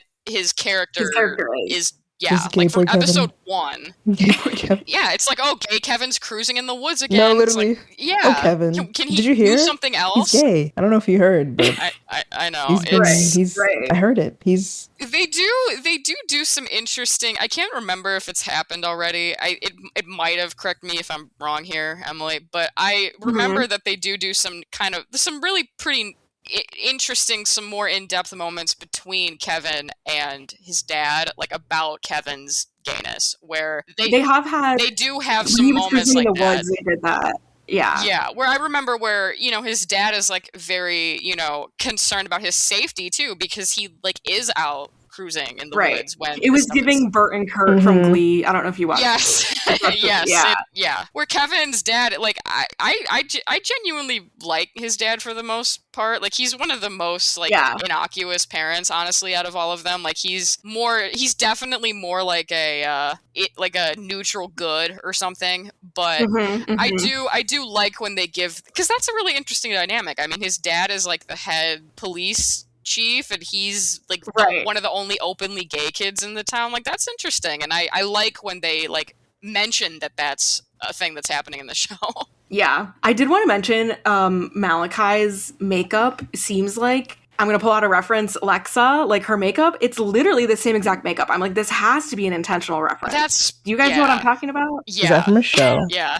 The 100 or something? The 100? Yes. I think that's potentially on purpose. I said that he just look it up. It's the same exact. I think I know what you're talking about. Well, that was a CW show too, right? Right. It was a CW show. And I think that's probably true. I think that it also, I was just like, this is crazy. It also reminded me of like Insane Clown Posse, which made me laugh too, because I was like, what is this dude's deal? He seemed like he was like on drugs. He's literally like the anti-Sweet Pea. He's like the evil Sweet Pea. He's on fucking Jingle Jingle. Yeah. He's definitely on Jingle Jingle. Oh my god, yeah. That or Fizzle Rocks. I mean, they deal it. They sell Jingle I remember Jingle. that's like how we're introduced to them, as like, because it's like, because the Serpents, despite being a gang, they don't always really even do a lot of like actual gang activity. The worst gang in the world. It's mostly prohibited. It's really like just they're a not club. like, yeah, that's what I always thought about it, where Tony literally wants it to just be like a club, and everyone else is like trying to do like illegal shit, and Jughead and her are like, no guys, we can't do that. It's like, what do you think a gang is? Literally, like, what the fuck? Right. They're trying to make shit no, we're not woke. going to be dealing drugs. You it's like, what are you going to be doing? The hell? She's like, I literally just want to hang out with my friends and my girlfriend and like go camping and ride our motorcycles, and that's what being in a gang is, right? And they're like, no, we're like trying to sell drugs. Right. My next note just says #Team Sweet Pea. Yay! I don't know what he was talking about, but I think it was like immediately after that when they're like in the white worm. I think that's it. And then Jughead is trying to like physically restrain him from like going going after the ghoulies. It's to stop him from going after the ghoulies with everybody else. Yeah. And it's just like, oh my god, Jughead, you were just wanted to fight 2 episodes ago. Now people want to fight and it's a problem. Oh my god, like. I also love that scene where Cheryl is just there and like Tony's not even there, and she's there, and I love how the Serpents kind of just like adopt her as like their weird. Like, why is she there? Is she there here? I think. Well, because she rescued Tony. No, okay, so then we didn't rescue Tony just yet. But that didn't even happen yet. Pause. That didn't even happen yet. You guys, nobody heard that. Was Cheryl there? No, she's not. She's not here yet. We didn't get there. Okay, my bad. No, it's okay. Because I thought that was cute too. I was thinking of when she's there, like when they all do the vote, and that's what I was thinking of. I think this is about. I think the Serpent. I think Peabody wants Peabody. Sorry. Yeah, because I called you. I think Sweet Pea. That's his full name. Sweet Peabody. Sweet Peabody. I think he wants to go fuck up the Bulldogs at this point. He wants to go fuck up the Bulldogs, and then Jughead's like, no. And I'm like, okay, like, whatever. You're annoying. That is what it is. Because it's after it gets broken up at the school, so then they are, like, trying to persuade him from not, like, beating the shit out of the Bulldogs. It's the Bulldogs, then it's the Ghoulies. It's like the two different scenes. So now, like, Veronica and Veronica's like, oh my god, Mom, like, the October surprise. And Hermione's like, yeah, I knew. And then Veronica's like, you're so fucking weird, stop coping. Anyways, Hiram is mad as fuck that, Fred controlled the riot. And so now he's like, grr, in the car, because he's in a car for like half the episode. I know, he's so mad. He's throwing a fit in the car. More importantly, a big man who I immediately clocked as Papa Poutine Seed, or Bud, Small or Fry. Spud, or whatever the fuck. Small Fry comes in after Pops gets off the phone with Hiram, and there's a lot of phone calls this episode. Pop is like, can I help you? And he's like, do you know Hiram Lodge? He was he's so weird. First of all, he was huge. He has to be at least 7 foot tall. How did they find a man this big? He gave WWE. He was so, I thought literally he's the Undertaker, like whatever. I literally thought like he was giving a WD he's fighter. Like unnaturally huge. So tall. He's a big dude. I was disturbed. Oh my god. It literally took him 4 shots just to even go get him down. Yeah, 4 gunshots. I forgot for a second if that was like gonna be a thing where it's like, is he like wearing a bulletproof vest and that's why this is taking so long? Or it's like, oh no, he's just fucking big. He's just got there's just a lot going on. He's like 7 feet tall. But he's on a mission. You can and he's like, like he asks Pops, LOL. He has Pop Tate like, yo, where does he live? And obviously Pop Tate snitches because Pop Tate's been through a lot and he doesn't care to give. Pop Tate's had a hard I would do the same. This guy's really intimidating. Yeah, and like, what is he gonna do if you don't tell him? Yeah, I would do the same shit too. Right. And this is when Betty goes to the hospital and she sees that her dad isn't there, and then it's like, these are my notes for this part because I go Betty going to the hospital to find her dad, but he's not in the room. What the heck? The phone rings. It's the Black Hood. He killed Dr. Masters. What the hell? An innocent black man gone. And then that's when he tells her, come home or I'm gonna slit your mom's fucking throat. This was legitimately scary to me. Like when they showed Dr. Masters. What the hell? And first of all, do you even think Betty told anybody that he was dead in that room? I doubt it. I don't even think she did. That's kind of fucked up. I mean, not. You'd think they would all go in there and see if they could save him or whatever. Well, like Code Blue. Also, honestly, just for the sake of everything else happening with her, she might not have said anything until after, just because she well, yeah, and also just because who can say she also, I think, for sure, didn't immediately want to give up her dad yet. I think that was part of her internal conflict where it's like, oh, this man is murdered in my dad's room and he's gone, and she knows that it's going to come out soon that he's the Black Hood, but I think she wanted to kind of keep that contained at the for expense as long as she could, of my good friend. Oh, brother. Oh my god. But everything is going to shit. Poor doctor.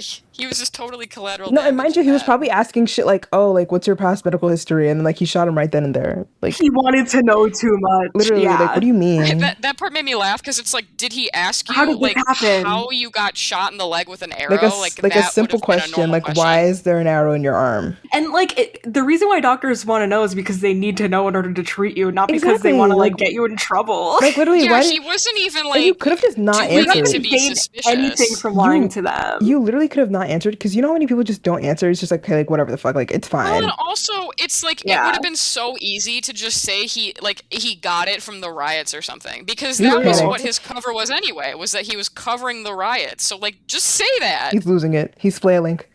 He was, and he like Cheryl said, he was a wounded, which is another great little monologue from her. Yeah. He's a wounded prey animal who will lash out at anything. Mm-hmm. So that's true. What he did. And so now we get the call with Jughead and the real Peabody, Penny. Emily, you should take this part because this was important. It's just I feel like Tony revealed halfway through the episode. It's like, oh, okay. Penny's like, oh, there she is, yay. Yeah, he's like, she's basically just like, I'm gonna hurt your little girlfriend if you don't come see me or whatever. And Jughead's like, Betty? And he's like, you mean Betty? And then she's like, I was talking about your Southside Smurfette, which I think is really that part funny. does make me laugh. That was a just great because line. it's so ridiculous.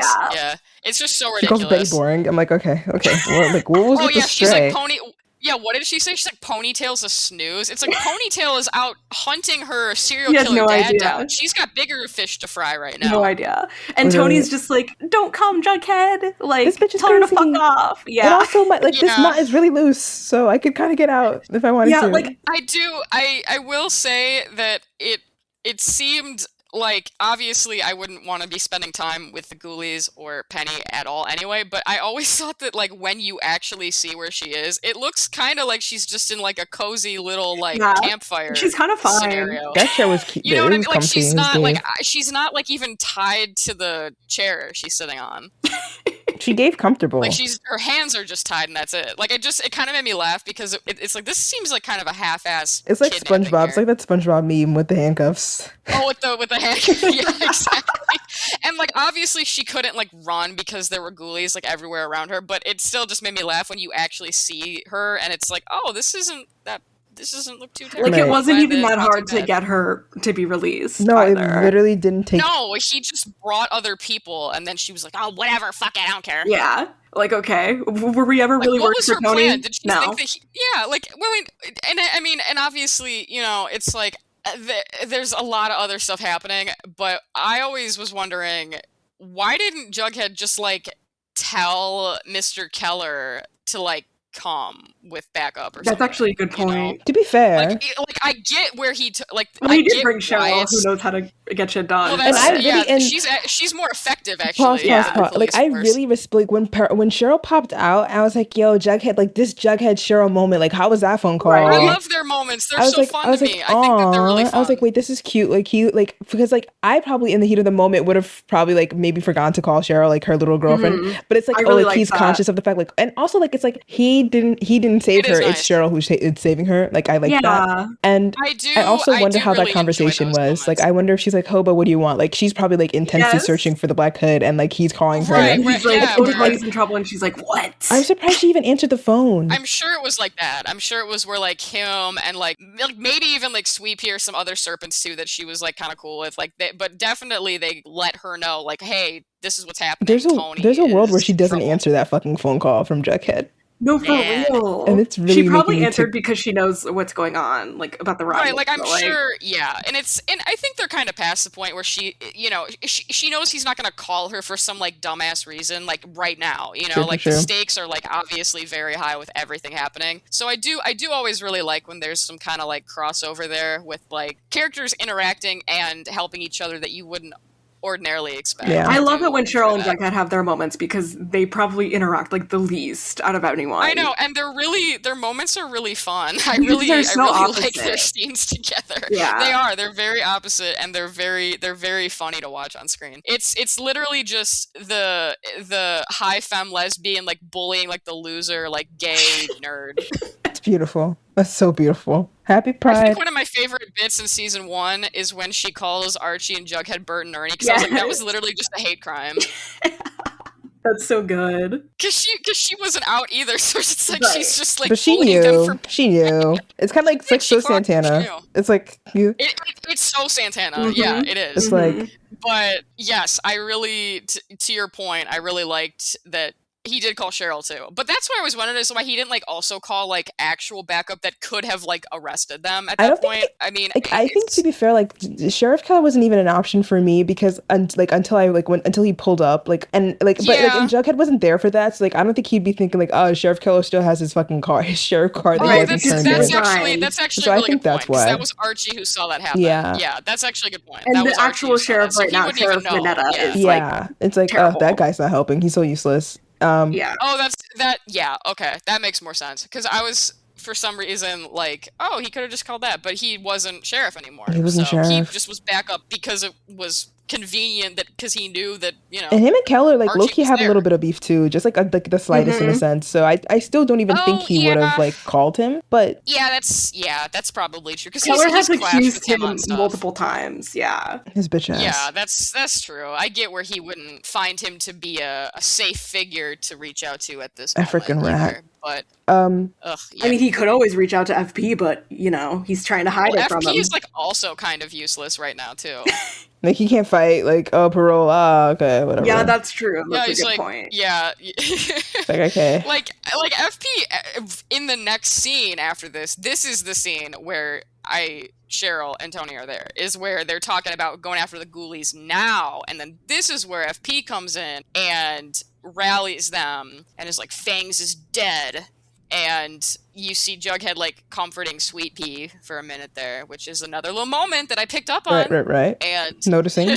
But I like even talking about it, I was like, damn, like so much happens in this episode. Like I literally just rewatched it and I was like, what happens after this? Right. So much I was happens. literally like, what the fuck do you mean Fangs is dead? Because I literally just saw him last week and I know he's another season, so like what the fuck? Everybody correct this right now. So I'm like, I'm not even gagging. I'm not even gagging that y'all are saying he's dead because I know he's not, but literally like, where is he? So I'm thinking to myself, he's gonna be hiding in the sewers. But I can imagine watching this live. Yeah. You'd really think no, if I was Well, watching this live, I would have been so gagged. Yeah. Oh my god, yeah. Well, and I kind of like, I mean, I know like obviously he's alive, but I kind of forget. I think it's explained pretty quickly because like obviously Fangs is like in the next episode, but where I think that was to rally the serpents to then go after the ghoulies. Like I think that was like the main goal with I think that's exactly what it was. Yeah, I think that's exactly what it was. Which is like so fucked up too, because it's really like fucked up. Fangs is like one of Jughead's like very good friends. Sweetie and Tony too. Yeah, like that was fucking crazy. That would be equivalent to like telling like for Sweet Peas, like from his perspective, that's like telling Jughead like Archie died. Yeah, literally. Like, they're that close with each other. Literally. Agreed. So that's like, that was always such a crazy thing, because it's like, if I were like Sweet Pea or Tony, or like honestly any of the serpents, I'd be like, what the fuck to FP after that when they like found out he's alive? Because it's like, you literally did this just so we'd fight the ghoulies. I can't remember if that becomes like an issue later. I don't think it does. I think they forget about it quickly. I was like, I didn't think that they like were upset with him for that. Like I didn't think that was like a thing that they were upset with FP for, when there were many things they could have been, but yeah, that's their leader. Betty goes home and I'm like, Betty, oh my god. She walks home, she gets in, she sees Alice and she's like, Mom, look, we have to go. And I was just like, what? Like she's like, sit down, your dad's home, he wants to show us this weird fucking movie, and it's too late because he pops in and his hair's not done, which is how you know he's like, manic right now and crazy. So, you know, and he's not shaven. No, he's not shaving. He has no gel in his hair, no nothing. And he never looks disheveled. And it's just like, oh shit, it's about to. He wants to have a movie night. Oh my god! And so they have this.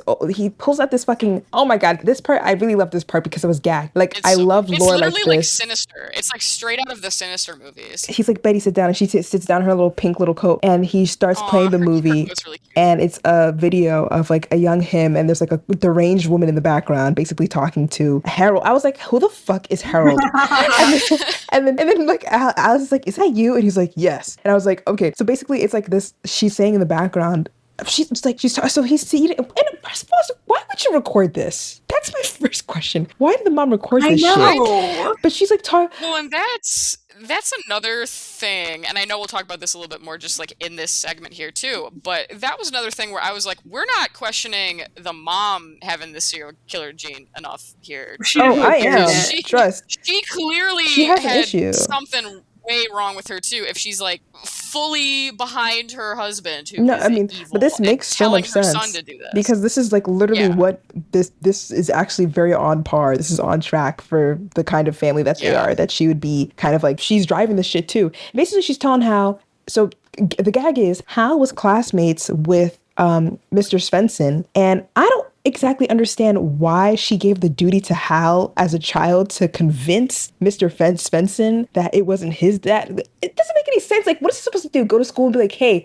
kid, it actually wasn't this guy. It was somebody. Like, it doesn't make any sense. But the lore is, I was wondering that too. The lore is that Grandpappy Cooper actually killed Grandpappy Blossom and not the other way around. God. And he took up the Cooper name to, whatever, hide from all his grievances, Start a new life for himself, I think, is exactly what Hal said about it. And so another gag is that Spence's dad knew all this tea. And so Hal's dad is like, oh, I have to control it, so I'm gonna kill Spence's dad and his whole fucking family, except he missed one. Yeah, he missed a stray. His entire family. And so now it's like, oh, like we have to kill the sitters and blah blah blah blah blah. And so since he messed up and now it's Hal's issue, and she's like, Hal, you have to control and make sure baby Svensson doesn't snitch on your dad, because if you love your family and you love me and you love all of us and you want to heal the world from its disgustingness, then well, you have to fucking and I'm just like, literally, he's probably not even in the second grade. No, And he's so little. you're talking about, and I'm literally thinking to myself, girl, like, and she sounds so, first of all, she sounded like an AI bot, which wasn't even there at the time, so I'm just like, she just sounded like crazy. No, they did a good job with whoever they had be the actress for that, because she's genuinely very unnerving to listen to, and just her little sometimes, yes. I was very uncomfortable, and it's like, what was the line? Oh, you will do better. You will do better. You just do. No, it's not bad. What is the line? You must be better. We must do better. Something like that. Because it's what Betty says in her speech, which triggers him again unintentionally. Exactly. Unintentionally, which is what then makes him like take up the sword. He's triggered again, but it's just like, girl, like first, and then I was like, the timeline was confusing me too, because I was like, who's like what? I was like the math girl, like with the math. I was so confused as fuck, because I was like, it felt like the story of the grandpappies, like I thought it was like a great, you know what I'm saying? Like I thought it was really removed. It's a lot of information to get at once. Yeah. Well, and I think that the feud goes back really far also, but this was just like, you know, the most recent iteration of it, because they kind of allude that it's been like a very long-standing thing that was happening with their families too. But it's like the families are like only like 3 generations old, barely. I know, it's weird, because it's like the way that they kind of talk about it, it does seem like it's longer back. But I think when Cheryl's like giving the presentation about it initially, like before you find out about all of like the other like the actual backstory with it, it's like, I think she presents it as like her grandparents and great-grandparents too. So Cheryl's ancestors literally murdered the Uktana tribe that became the serpents. Like, they've been there, I guess. They've been seated in evil. Yeah. Right. So it's like like with all the other stuff going on. I think that might be why we're thinking of it too, is because we know that they've got all the other stuff going on with like Abigail Blossom, and that's way further back. But this is just like another, and I think also honestly it's because grandpappy sounds so old-fashioned that I'm like, what? It had to be the 1800s. Like, actually, yeah, I'm like, okay, so who's like actually calling their grandpa? And it was literally in the contemporary grandparent. It was literally the 1950s. Like that's what's pissing me off. For like over the 19, like it was literally not that like long ago. Like it was like he could be alive till this day. You know what I'm saying? Right. And I forgot to mention that the Conways. Right, because it's like Nana Rose is still alive. Literally. So. No, it's like so now I'm irritated, because it's just like, okay, like you know what I'm saying, but like whatever, it's fine. But I forgot to say that Conway was actually blackmailing the grandfather as well. So Betty's grandfather. Yes. Which also like kind of doesn't make sense, because like it's not like the grandfather killed, you know, the brother. It was his dad who killed. I was like, okay, like who really gave a fuck? But like, okay, like whatever, like fine, whatever. Look, I can see where it would be a big deal, but it's that's like you're not going to jail. Hello. Right, I think becoming like a family annihilator is like more of a big deal after that, you know? Whatever. They're going to hell, all of them. All of them. But yeah, he's like talking about like, I have this darkness with me, and I know that Betty has it too. And he's just like, and like Alice is just like, Alice is like freaked the fuck out. They're like, wow, like I'm like, oh, like here we go with this fucking Killer Jean storyline. Like she's coming. But I did love the reveal that like the Coopers it was actually Grandpappy Cooper that killed the Blossom, because I was like, oh, Betty and Cheryl are so much more connected than they thought. Like I love that. I know. They have so much in common. And it does make sense too, with like kind of how we know of like the functions that the Blossoms and Coopers have within the town too, where it's like the Blossoms don't ever really even like pretend to be evil, you know, but it's like the Coopers, they definitely do. That's true. You know? So it's like you didn't actually know. It's interesting to see it. Yeah, so it's like of course they thought that it was the other way around, you know. So he's like claiming all his crimes, but they do note that he wasn't the shooter at the debate. Right. So was that one of Hiram's doings? That's what I'm guessing. That is something that is revealed in the next episode. Okay, don't tell me. Nobody tell me. That's the one thing they left open. Everybody shush. Don't. We're skipping over it. It doesn't shh. Yes, and I was gagged at that. There's a brief moment that will just allude to that again in a little bit, that's like also part of that mystery, but it's also not a spoiler, and it's revealed later. Yeah. It's wrapped into what's going on. It's it's a Fred and Archie scene that's kind of right. Which was also tea, not for them, but for me watching. Not for them. No, it wasn't very good for either of them at that moment. They come oh my god, I was so gagged. I was like, not again. But they come home and like Fred is like, they're like, huh, long night, replay, whatever. Fred goes to take a shower and Archie's like, I'm gonna go lock up because that's something Also, Archie's Archie's does. house is dark as fuck too. It's That's just another nighttime. scene I noticed. But like, it's nighttime, no waste energy. That's true. That's First of all, the light was on before they even got home. I'm like, okay, so you left the light on. Oh, that's true. I'm judging. That is true. But like he notices like the back door was open. So that's one thing about him. He keeps his toes on the ground. He keeps his finger to the pulse, and he can just sense it with his psychic Mexican third eye that something's awry. And then boom, here comes Black Hood Junior. And I'm just like, who is this man and what's their beef with because now I'm saying, who the fuck is this? But Archie's ready to fight, and he fights back. And then he's beating his ass, and Archie's kind of getting his ass beat, and then boom, here comes Fred. But here's the thing about Fred. Fred hits him in the back of the head, and then he immediately goes to make a joke and be like, haha, like whatever. I'm like, bro, lock in. Like the enemy's not down. Where he was like, I could have gone pro. Yeah, it's like, what? And then like the guy gets up mad fast, boom, he pulls out the gun. I'm like, not again. Fred is like, no, boom, boom. What? I'm like, literally, how do you start the season shot and end the season shot? I'm irritated. Not like that's 1-2 times. Now it's Fred's fault. I'm sorry. Now it's Fred's fault. You keep getting into the line of fire. It's on you. But the gag is another gag. This guy has a bulletproof vest. And I was like, thank God. He did. Beautiful. I was very happy about this. That was good. Very. And then so this other Black Hood flees while this is all going on. So we've got another person on the loose that's a loose end not tied up yet here. 18 Black Hoods. Like how many Black Hoods Emily, how many Black Hoods can we have? Emily, count for us, tell us. Count for us? Like how 18. I went to the bathroom. Did you guys God, notice are I you was fucking gone? kidding? Emily, no, I noticed you were gone because obviously I could feel your presence was missing because we're so connected. But Emily, do you know how connected we are that I said 18 in my head? No way. I'm fucking being so dead ass serious. This is why we're soulmates. Like oh my god. This is why. Oh my we're god. Cousins. Hashtag Burl, stay in line for Emma Abilene. Oh yeah, that too. Yes. That too. That was Wait, so you were just talking about the Fred and Archie stuff? Fred and Archie, his ass got shot. And we were just. I was gonna let you guys know, but I didn't want to interrupt. No, it's okay. Listen. But there is a moment in the scene with when Hal is telling Alice and Betty where he's like, where he's like, say what I am, and I just kept thinking of the Twilight scene where she's like, say it, vampire. I always think of that, and she's like, the Black Hood. Black Hood. Yeah, it does remind me I of love how confused Alice is. Alice was genuinely clueless for a second, and I was like, come on, Alice. She was. You're smarter than this. Alice, lock in. Like, that he's like a she's terrible overstimulated. That she's clocking the fuck out of him. Oh my god, I loved this. I love this whole part. Another thing, too. Is it yet? I think we have the scene where are we there or no? Tony gets rescued first. Because Cheryl says, get back, you hobgoblin. And I wrote that down. I love that She's part. so funny.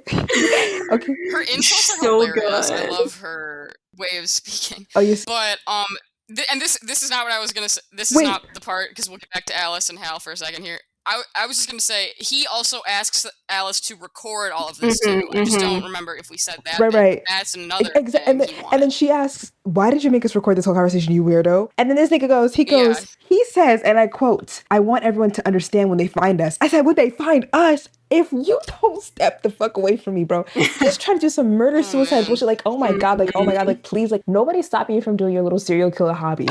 Go ahead and do that. Why are we in this? But why you gotta put me? Like, how did I get in it? Like, I know Alice was so confused. We have that tweet that's like, this is how the photos look when a man kills his entire family, and it's like some suburban family.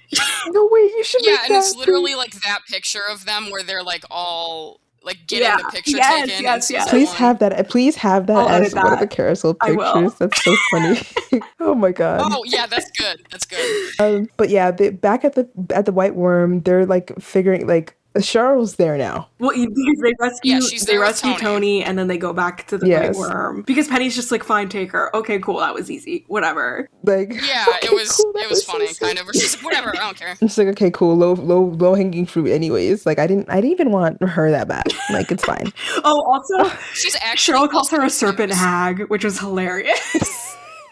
Oh, that was really funny. I forgot that she said that. Hobgoblin, serpent hag, on a roll. But yeah, then they're back at the White Worm. They're back at the White Worm, but Yes. Penny said at some point, and I don't remember when, but she said like she wants this, she wants the Southside, and like she's saying some bullshit about how it's either the Serpents leave or there's like a showdown between them and the Ghoulies, and like whoever wins takes it. It's just like, okay, like whatever, another battle, like another car race, like I don't care, like whatever. Like, can't the Serpents just like bring guns, like, or They're something? not even like a gun family. They're not a gun gang. They're a knife gang. Right. They don't They do are a guns. knife gang. They're very gentle in their ganging. I have to respect Bulldogs them. are the ones with the right. guns. That's what. Yeah, bring the Bulldogs. They can take their ass The Bulldogs out. are more of a probably pretty gang easily. than fucking the Serpents are. The Serpents are a family. They kind of move Definitely. more like a They kind of move more like a gang, especially when they were doing like the whole like red circle thing that Archie You guys are getting paid? did for a minute. Hilarious. So Papa Poutine's baby seed Bud is just breaking shit down. He's killed Andre at this point. Oh my god, that made And me so boom. upset. Yeah, I forgot that R.I.P. Andre Andre. died. I was genuinely sad. Oh my god, I didn't know you had an forgot about attachment to that him. too. I didn't know either, but I was sad when I saw that he died. No, I remember He didn't seeing deserve that that. again and was like, oh man, like and I like that he did really always genuinely look out for Yeah. Veronica and no Hermione. choice. He seemed like a really like a positive male in their life. He was around a lot to competent. protect them. That Hiram was He was not very doing. competent at his job, yeah, and Hiram wasn't. He He was did absolutely. control it. Hold on, he did, and he came to in the woods and stuff, and he did do Yeah. And he killed for them. He did. Mm-hmm. He did R.I.P. indeed. Andre. This is for the people I that know. just lost somebody. Your best friend, your favorite. Put your Oh, that fucking hands too. up, man, for the king. Yeah, that where it's just like Andre, no last name, birth date, question mark, death Question date, mark. Question mark. whatever the Yeah. judgment day is. Yeah. So Hermione and Veronica are still fucking fighting. But don't worry, Papa Yeah, Poutine's baby Jesus. seed Spud is coming to candle shit. Boom, he bursts through the door. But I'd be so, and he's huge, guys, huge. Terrifying. He's a big I think I would have shot motherfucker. myself right then and there. Yeah. Well, and it's like they're already in this whole family melodrama. It's like, Jesus, now we got to deal with this. It's too much. I'm overstimulated. Well, it Look kind of at puts that. things Another into thing that's Hiram's perspective fault. because now they're not fighting anymore. Now they're like, oh fuck. They have to handle business. That's true. And it's another thing where they can be like, oh, this is definitely like Hermione obviously has Hiram's fault. Like a ship A balloon. mother moment where she's like, she pulls him into the study and pulls out a gun and shoots him. Yeah, see, she's Exactly. using a gun. Like, how Like, they're a more gun people family And should for that's be. sure. self-defense. They're definitely a gun family. And I think what's very funny is that like they like run into the room and like he's walking slowly and like evilly like towards them. Like Michael and then she Myers. I know. like fumbles with the gun and she goes, bro, she said boom, boom, boom, boom, 4 just in the chest, just Straight like in that. a row. 2 in the chest, 2 in the abdomen. I It was know. crazy. And he doesn't Fall down. like, Uh-huh. fall immediately because he's so I think, like dense. Like he's like he's a tall. but dude. I also low key think that like it was so many shots in a row that the gravity of the shot was also keeping him upright in a sense. Oh yeah. Like, what are the physics yeah, of that? I think that it kind of almost propelled him forward a little bit. So he drops dead, and like Veronica's in the back, like she's like, I feel like she's been around death, but she hasn't really seen death, like right, like you know what I'm saying, like so she's traumatized. Not like that, yeah. Hermione's traumatized. Everybody's traumatized. Whole town I feel so bad. traumatized. Whole town, whole house mad. Whole traumatized. Oh my goodness. So Papa Poutine's baby is dead. And I hate it. He was like, "Oh, my dad always told me if someone was to kill him, it'd be Hiram, whatever lodge." And he also told me to not go for the man, but to go for the ones he loves. I feel like that's so pussy. stupid. Crazy ass That's thing to so tell somebody. pussy. That to do. Like, what the literally fuck, like- makes no sense because they didn't do anything. It doesn't. Yeah, You're just scared. Yeah, I always thought that was really weird too, because it's like also That's evil. in reality, he doesn't give a fuck about them more than he gives a fuck about himself. Literally. So it's like Veronica, yes, I would, yeah, like he would obviously like avenge them if they got killed or whatever, but it's like to take the things most important to him. It's like the thing most important to Hiram is Hiram. Right. Like, so that doesn't even really apply. Yeah, that here logic to really this. makes no sense. It really didn't. It doesn't like It's apply to also him not at all. Like, like that's not revenge. You're not getting revenge on the person who killed him. Then We have to give him a tutorial. like doesn't. Yeah, they like to. It's just a weird. Yeah, it's just a bizarre like thing to do. Like, why wouldn't you kill Hiram Right. after that then? you should just How kill all of bizarre. them. Then I suppose. No, right, like. Right, like if that would be more mob Right. like, you know. So Reggie Who the fuck is Reggie? Reggie Who the fuck is Reggie? Oh no. Okay. Yes. Not Reggie. I meant to say Sweet Pea wants to go to war with the ghoulies, and Yes. Tony wants to. Everybody wants to go to war, and Jughead's on some peace shit. Like, mind you, like first of all, if you really think about it, like you are the one who got us into this mess with the ghoulies to begin with. Yeah, because like, of if the you, fucking like, drag race thing. Unintentionally, of course, but like still. what now I'm irritated because it's just like, and like they bring up a good point, like we have to defend our land. Like I'd rather go down fighting than like have our land taken. Right. You know what I'm saying? Like, and even on like a smaller scale, like just their homes, because it's like obviously their land, of course, but it's like she's talking about like the trailer park where all of them live. It's like, what would you expect them to no, but do? literally their land. Like I'm talking like land, like generations of land. You know what I'm saying? Like the Blossoms already took most of it. No, absolutely. And that's what I'm saying. That's what Where are the reparations? Yes. And that's really what we need to talk about with Miss Cheryl. Because at the end of the day, I don't care if she didn't do that shit. You know what I'm saying? Like, I don't care if y'all didn't do that shit either. You have to give me my fucking bread. You have to give me my money. I mean, oh yeah, that comes I will up say later on that does. Oh my god, they get think of everything. Later. Oh my god. Cheryl has a moment where she's like, "Yes, reparations. Yes, exactly." Yeah, so guys, this show is so funny. I was just kidding. It does come up, and she does think about that. I mean, this is when they were trying so to. much. This is when 2020 happened, and Vanessa. It's post 2020. Yeah, so they were trying to correct it by being like, "Oh, Cheryl's gonna." Yeah. Right. Yeah. I'm so irritated. But yes, no, you're exactly right. I also just mean like on a small scale of like, dude, they're gonna like take our fucking houses right now, like right. And that's like the second time this month, right? So it's like even if this wasn't like a generational long thing, which it is, it's like they're talking about like kicking us out of where we live, which isn't that great right now either, because they've taken our land.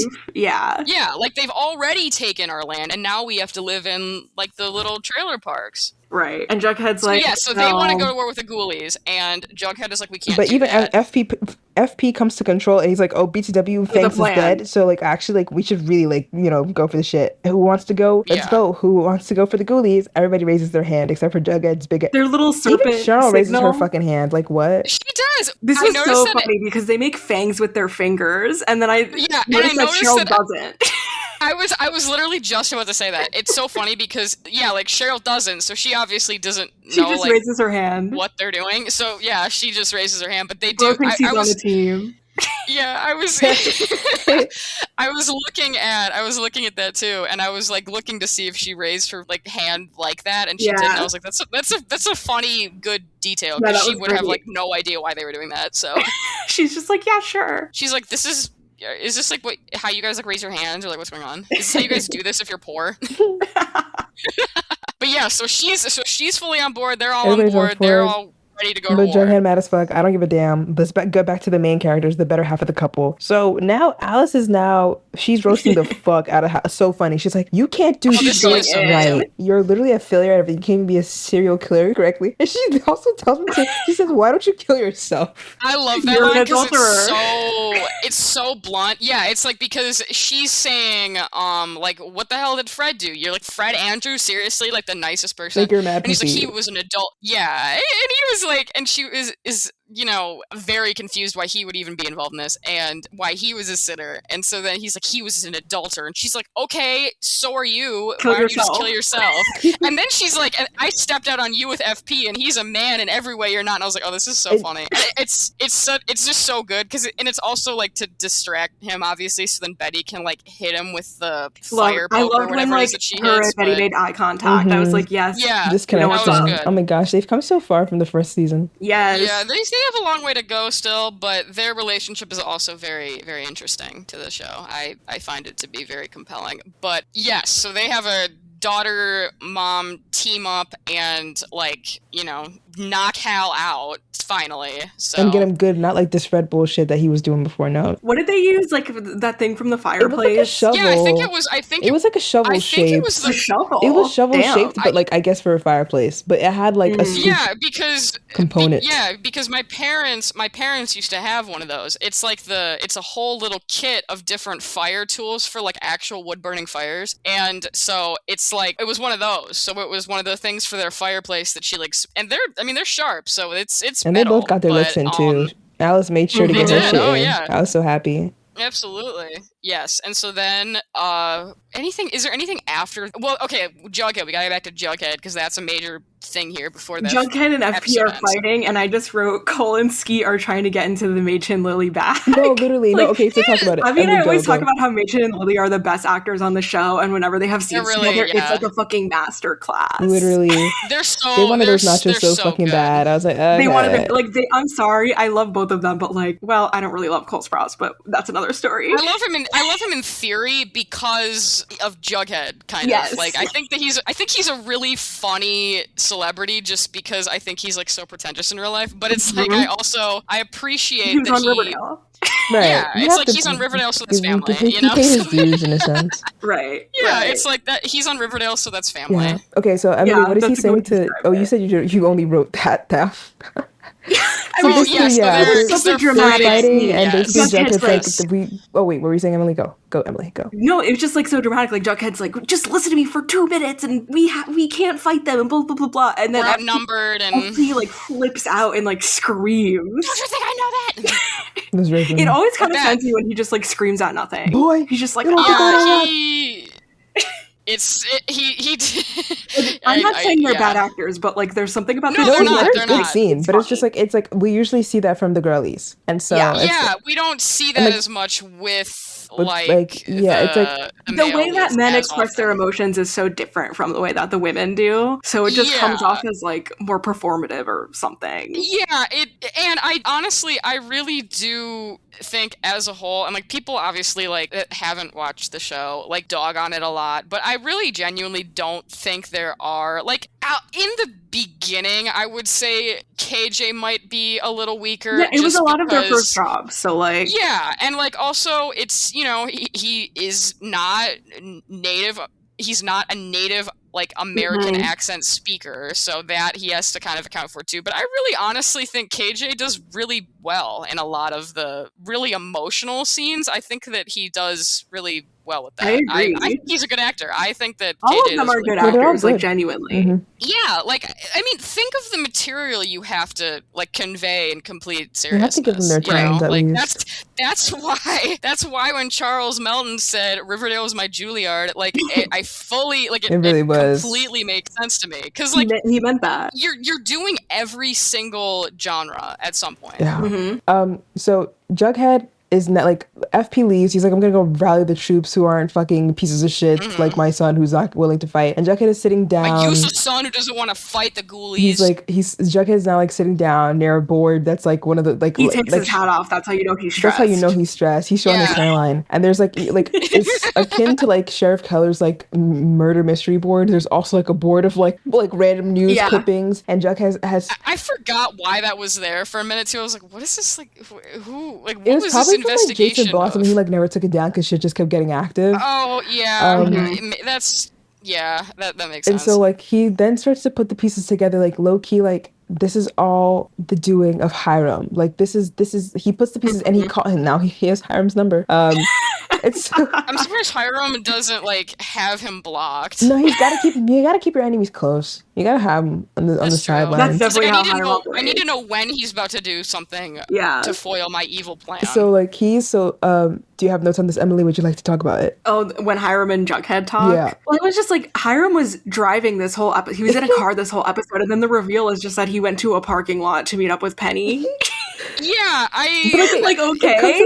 It comes out at a good spot because it's like when like Jughead's like putting the pieces Yeah. together. It's like fun. I didn't even like fully think about that like this is hours and hours, and Yeah, like so where I'm were like, they? Where were they? It's like so he had to be doing other shit. picks up some laundry, Sure. dry Because he clean. does leave. Well, and I remember he does also. I mean, but he also is in the car after this. But he does leave to say he's gonna like go out and like on the search with the other like river dads or Yeah, something. maybe he was but just like going through the town to like observe He had to like everything. show face. He had I to show think- face. Like I'm looking for him. I think that honestly was a little bit of what it was. I think he was kind of just driving around to see what the reactions were and what was Bask happening, in and his then how to kind of success. spin it. And this glory. Yeah. So I don't think that would be really funny, but I don't think he was like, because like Penny was several different places, At once. like during this period of time too. So that obviously was a little, because they obviously. But it's kind of the reveal, like you get it when Jughead does. Like, oh, he hired Penny to do this. It's good, but it is funny because he's in the car so many different scenes. It's like, was he just like driving around until Penny was like, okay, I'm ready, meet at this parking lot, after like kidnapping Tony and doing all this other shit?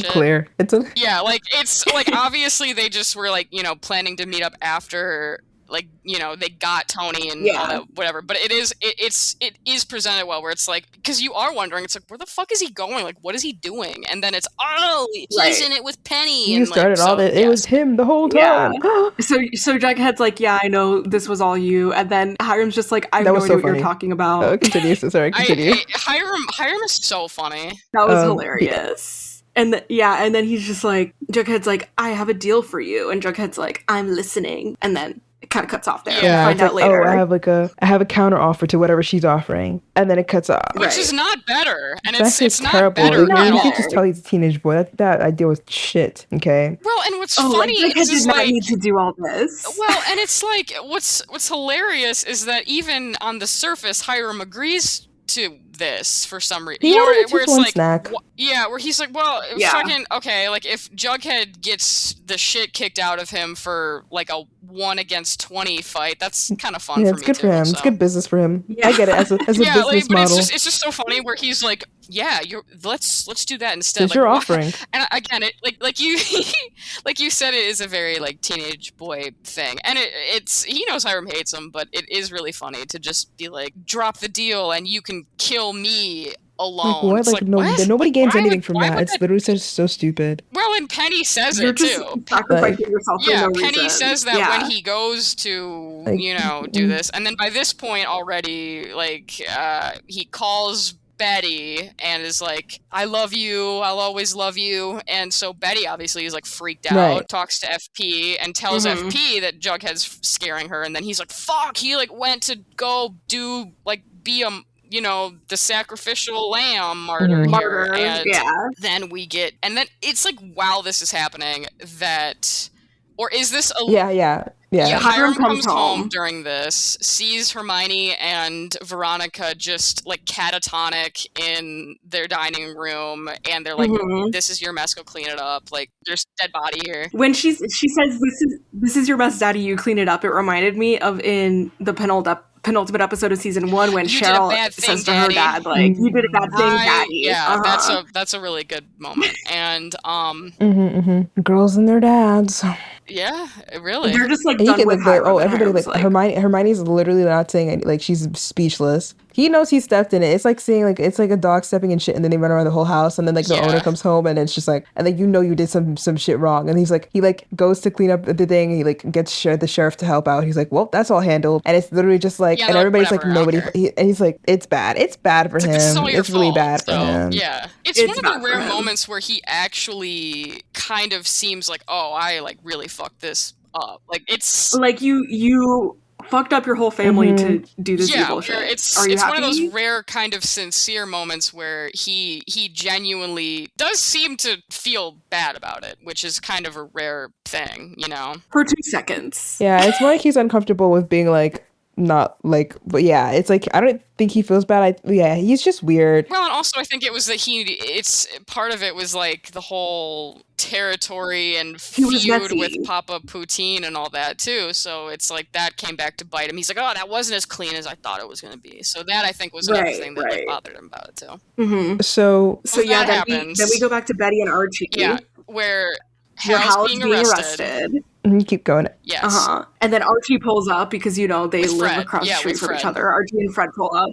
And Betty explains that her dad's the Black Hood. And Archie's like, well, then who the fuck was the guy who just attacked me? I did think Archie had a little bit of a subdued reaction to finding this out. He's been on the hunt all season. I think, too, because he doesn't even initially just even respond with, oh, then who was that? He's like, oh, like, was this after did he like run over to your house after he was just at our house? Like, he like shot my dad. Everybody's like, what are you talking about? He's been over there the entire time. So that whole house confused. Yeah, right. Where then it dawns on him that, oh, this is like a completely different person, right? Like where Hal said, it wasn't me. I can't take credit for the, shooting at the auditorium or whatever. So we know there's something else going on here. And then Jughead calls Betty and he's like, I'll never stop loving you, which was kind of corny, it's but like, it's supposed to get the message across. Like not in like a, I dislike Bughead way. Their relationship to me is so much, it's so much more fun to me is like, they both are just like weird nerds who like solving mysteries, and that's why they're dating. Basically, that's kind of how I always sort of felt it to be a little bit. Yeah, like I don't think they're like this like epic love story. No, I think that their dynamic is really fun, but like Betty kind of does become like I hate my boyfriend final boss a little bit later on. Oh, a little bit like not even like hate, but just like, I'm irritated. The relationship is not her. Yeah, like the relationship is not her serving priority. Her at the moment. I mean, understandable. Right. There's like She's a lot of other shit going on, even in this episode. Like, but yeah, so we know there's a copycat Black Hood here too, and we know Jughead is about to, go into the lion's den alone. And here, and then you get this iconic episode ending. Everybody knows where they were. The grandson needle drop of blood in the water. Blood in the water. Oh, this song is like. One of my notes is that I actually didn't like the song for the ending, but I'm sorry.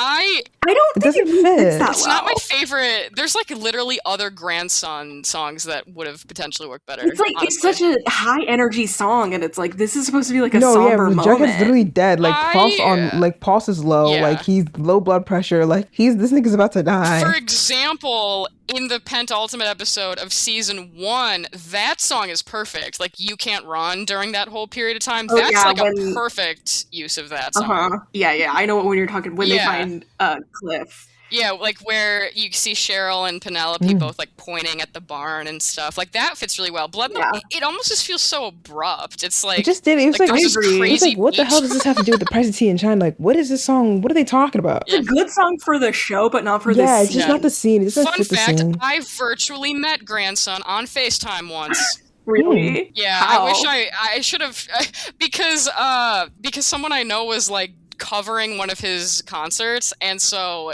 she like met him at that, and so I was on FaceTime briefly, and I should have said your work in Riverdale was so good. I love that song being in Riverdale, but he was very nice. But yeah, there's genuinely better songs of his that I think would fit that scene a little bit better. Yeah, but I think everybody like I only know this song because of Riverdale, and I think that's I've seen so many like edits of Riverdale to this song, like on TikTok. I've seen so many videos recently, and it made me think, like, before we were gonna be filming this, about like we all remember where we were when we saw Jughead beaten almost to death with Blood in the Water playing or whatever, and I was like, oh, so yeah, like this was a culturally impactful moment for the show too. Everybody's there too. Like everybody pulls up. Like the whole town is up there. Yeah, because this is now because now Archie and Betty are there. Betty are there now because they knew Jughead was gonna like go and do this, and they're trying to go and stop him with FP and stuff like that too. So. Joni with them. Yep, they're there too. Is Veronica there too, or no? She's not because she's with her. Yeah, she's dealing with her. She's with her mom still. But I know that we did say this earlier in the episode, but I do really love Betty's coat. In this episode. I made a note saying so that crunchy. Too. I just said that it was really cute, and I think that color suits her very well. I always like when she wears pink. Yeah. So then there's this shot of like FP carrying Jughead out, and he looks dead. Dead as fuck. Oh, they whatever makeup they did for him, and I think this is consistent throughout the whole show, is really good. Like whatever like kind of gore, bloodied makeup they use for him, it really looks real. Like he really looks fucked up because they cut his serpent tattoo off too. Yeah. Those that was the whole thing, is they cut off his serpent tattoo. Her pound of flesh. I hate Penny Peabody. She's so annoying. I think she's a good villain. I like her. She is a good villain, but it's almost like there's so much going on. It just when she's there, I'm like, oh, God, I don't have time for this. It's too much. And the ghoulies, right? There's like all this other shit happening. Like, yeah, she's a bit like unnecessary at times. Yeah, but I think that she is a fun character though. Like she's a fun villain. FP is strong as hell. That's the last comment I have to say about this episode. I think he was really strong and like he's carrying Jughead's big ass and like throughout. I'm like, I'm sure it's like sheer adrenaline or whatever, but I'm just thinking to myself, that's not like a little boy. That's a grown ass nigga. Like that's he's carrying. I'm like, whoa. Right. Yeah, him and Cole are like about the same height. Do you think it was actually Cole, or do you think it was like a dummy or something? I don't know. I don't think they were making full body dummies. They wouldn't make full body dummies for this. I don't think it's not worth it. Well, they do for Jason. Yeah, but that's because they use that. They use that. They get the use. Yeah, that's true. I think it was really cool because they do show like a close up of his face and kind of the way he's laying. It looks very human. Like it could be the way he's really limp like that. But it could have been just like a stunt double or something. But I think that they might have done that at least for the close up of his face. True. Well, that's the episode. My last note just says Jughead did not need to do all that. He didn't. He's just just stupid and dumb as usual. And what's crazy is in his mind, because Hiram agrees to it, he thinks it worked. So, and then obviously Penny Peabody's like, "Well, good job, Jughead. You did all this for nothing." And it's like, well, obviously. That was a good impression. It was. Oh, thank you. But yeah, that's the episode. That's the episode. Well, did you guys have any final thoughts? I think my last little final thought will just be, I think that this episode is on, like when I was first watching the show, this to me was when I was like, oh, this is like a perfect show. Like this show is just so good. Like, I mean, and I, say this kind of jokingly about like every episode, but like this show genuinely, I thought from like a filmmaker's perspective was so well done. It was just such a complete story arc. Yeah, this is one of those episodes that it's not like goofy, campy Riverdale. It's like serious, genuinely it's like good Riverdale. Yeah, it's like legitimately well done. Well, like there's some campy moments like with like certain lines and whatever, but like as a whole, like the stakes felt very high with every storyline going on. Yeah, this is like what people should be talking about when they're like, oh, it was so good at first. Yeah, like, that's why I don't understand people that say that it wasn't like even like the normies that say like it wasn't good until like after season 1. It's like you really didn't even think season 2 was good. Like that's more of like a normal in some capacity. Like obviously there's some crazy moments in season 2, but like and it's like it was a murder mystery at the first season. Like it can't be only the murder of Jason Blossom the whole time. Exactly. That's what I don't understand, where it's like, well, it used to be about who killed Jason Blossom. It used to be a murder mystery. Okay, well, they solved that. So they're not going to do that for 7 seasons. Right. It isn't a miniseries like Twin Peaks where the murder of Laura Palmer is the only main thing going on. You know? Right. This episode was a bit long, but, we were gone for a while, so I feel like you guys deserve had a very it. Special guest too, exactly. So. Right. We have a lot to say. Well, thank you guys so much for having me. This was really fun. I really enjoyed this. I'm so glad you got to come on and that it worked out, because there's a lot of absolutely. Yes, it was. We're like we did so many rescheduling. Like very unprofessional. Yeah, like sorry, I feel bad. It's late now too. It's like past midnight. Oh, no worries. I'm on vacation right now anyway. Okay. But this was great. I loved it. Anytime I'm here for. I'll see if I can think of any other specific ones where I'm like, let me see if there's any other ones I can really go into. But I loved this. It was great. You guys are great. Thank you for joining us. Go follow River and Dale. Follow Riv Arendale. It's with an I now instead of an L. But you'll know it's me. Yes, we'll tag. Make sure to do taggings. We'll tag. All of the tagging. And as usual, make sure to do the usual, like, subscribe, comment. That's not a thing. But make sure to email us if you want to, and if you give us your thoughts on this episode and this season in general, because by the time we get to the finale, it'd be nice to get your thoughts on what you think about the season in general and season 2, and your thoughts on season 3 and what we should be looking forward to. Yeah, I was thinking we could do like a season 2 like superlatives. I love like, how we play it on the podcast. Wanted... It's so funny. Right. I know. Well, because it's like season 2 is a really fun season. Yeah. I usually consider it my favorite season. Like, if you guys have any questions that you want us to answer about season 2, we'll do like a bonus episode in between seasons. So putting it out there. Thank you guys so much for being patient with us. Sorry for MIA. but you just have to be sympathetic. I hope this episode was worth it. We're busy bees. We're busy bees, but we love you and we miss you dearly. I think it was. I think it was worth it too. I don't know. I've been anticipating this. As you should. Right. Me too, because I know that this episode is really good, so, you know. Oh, yeah. Alrighty. Well, I hope you all have a good day and a good night.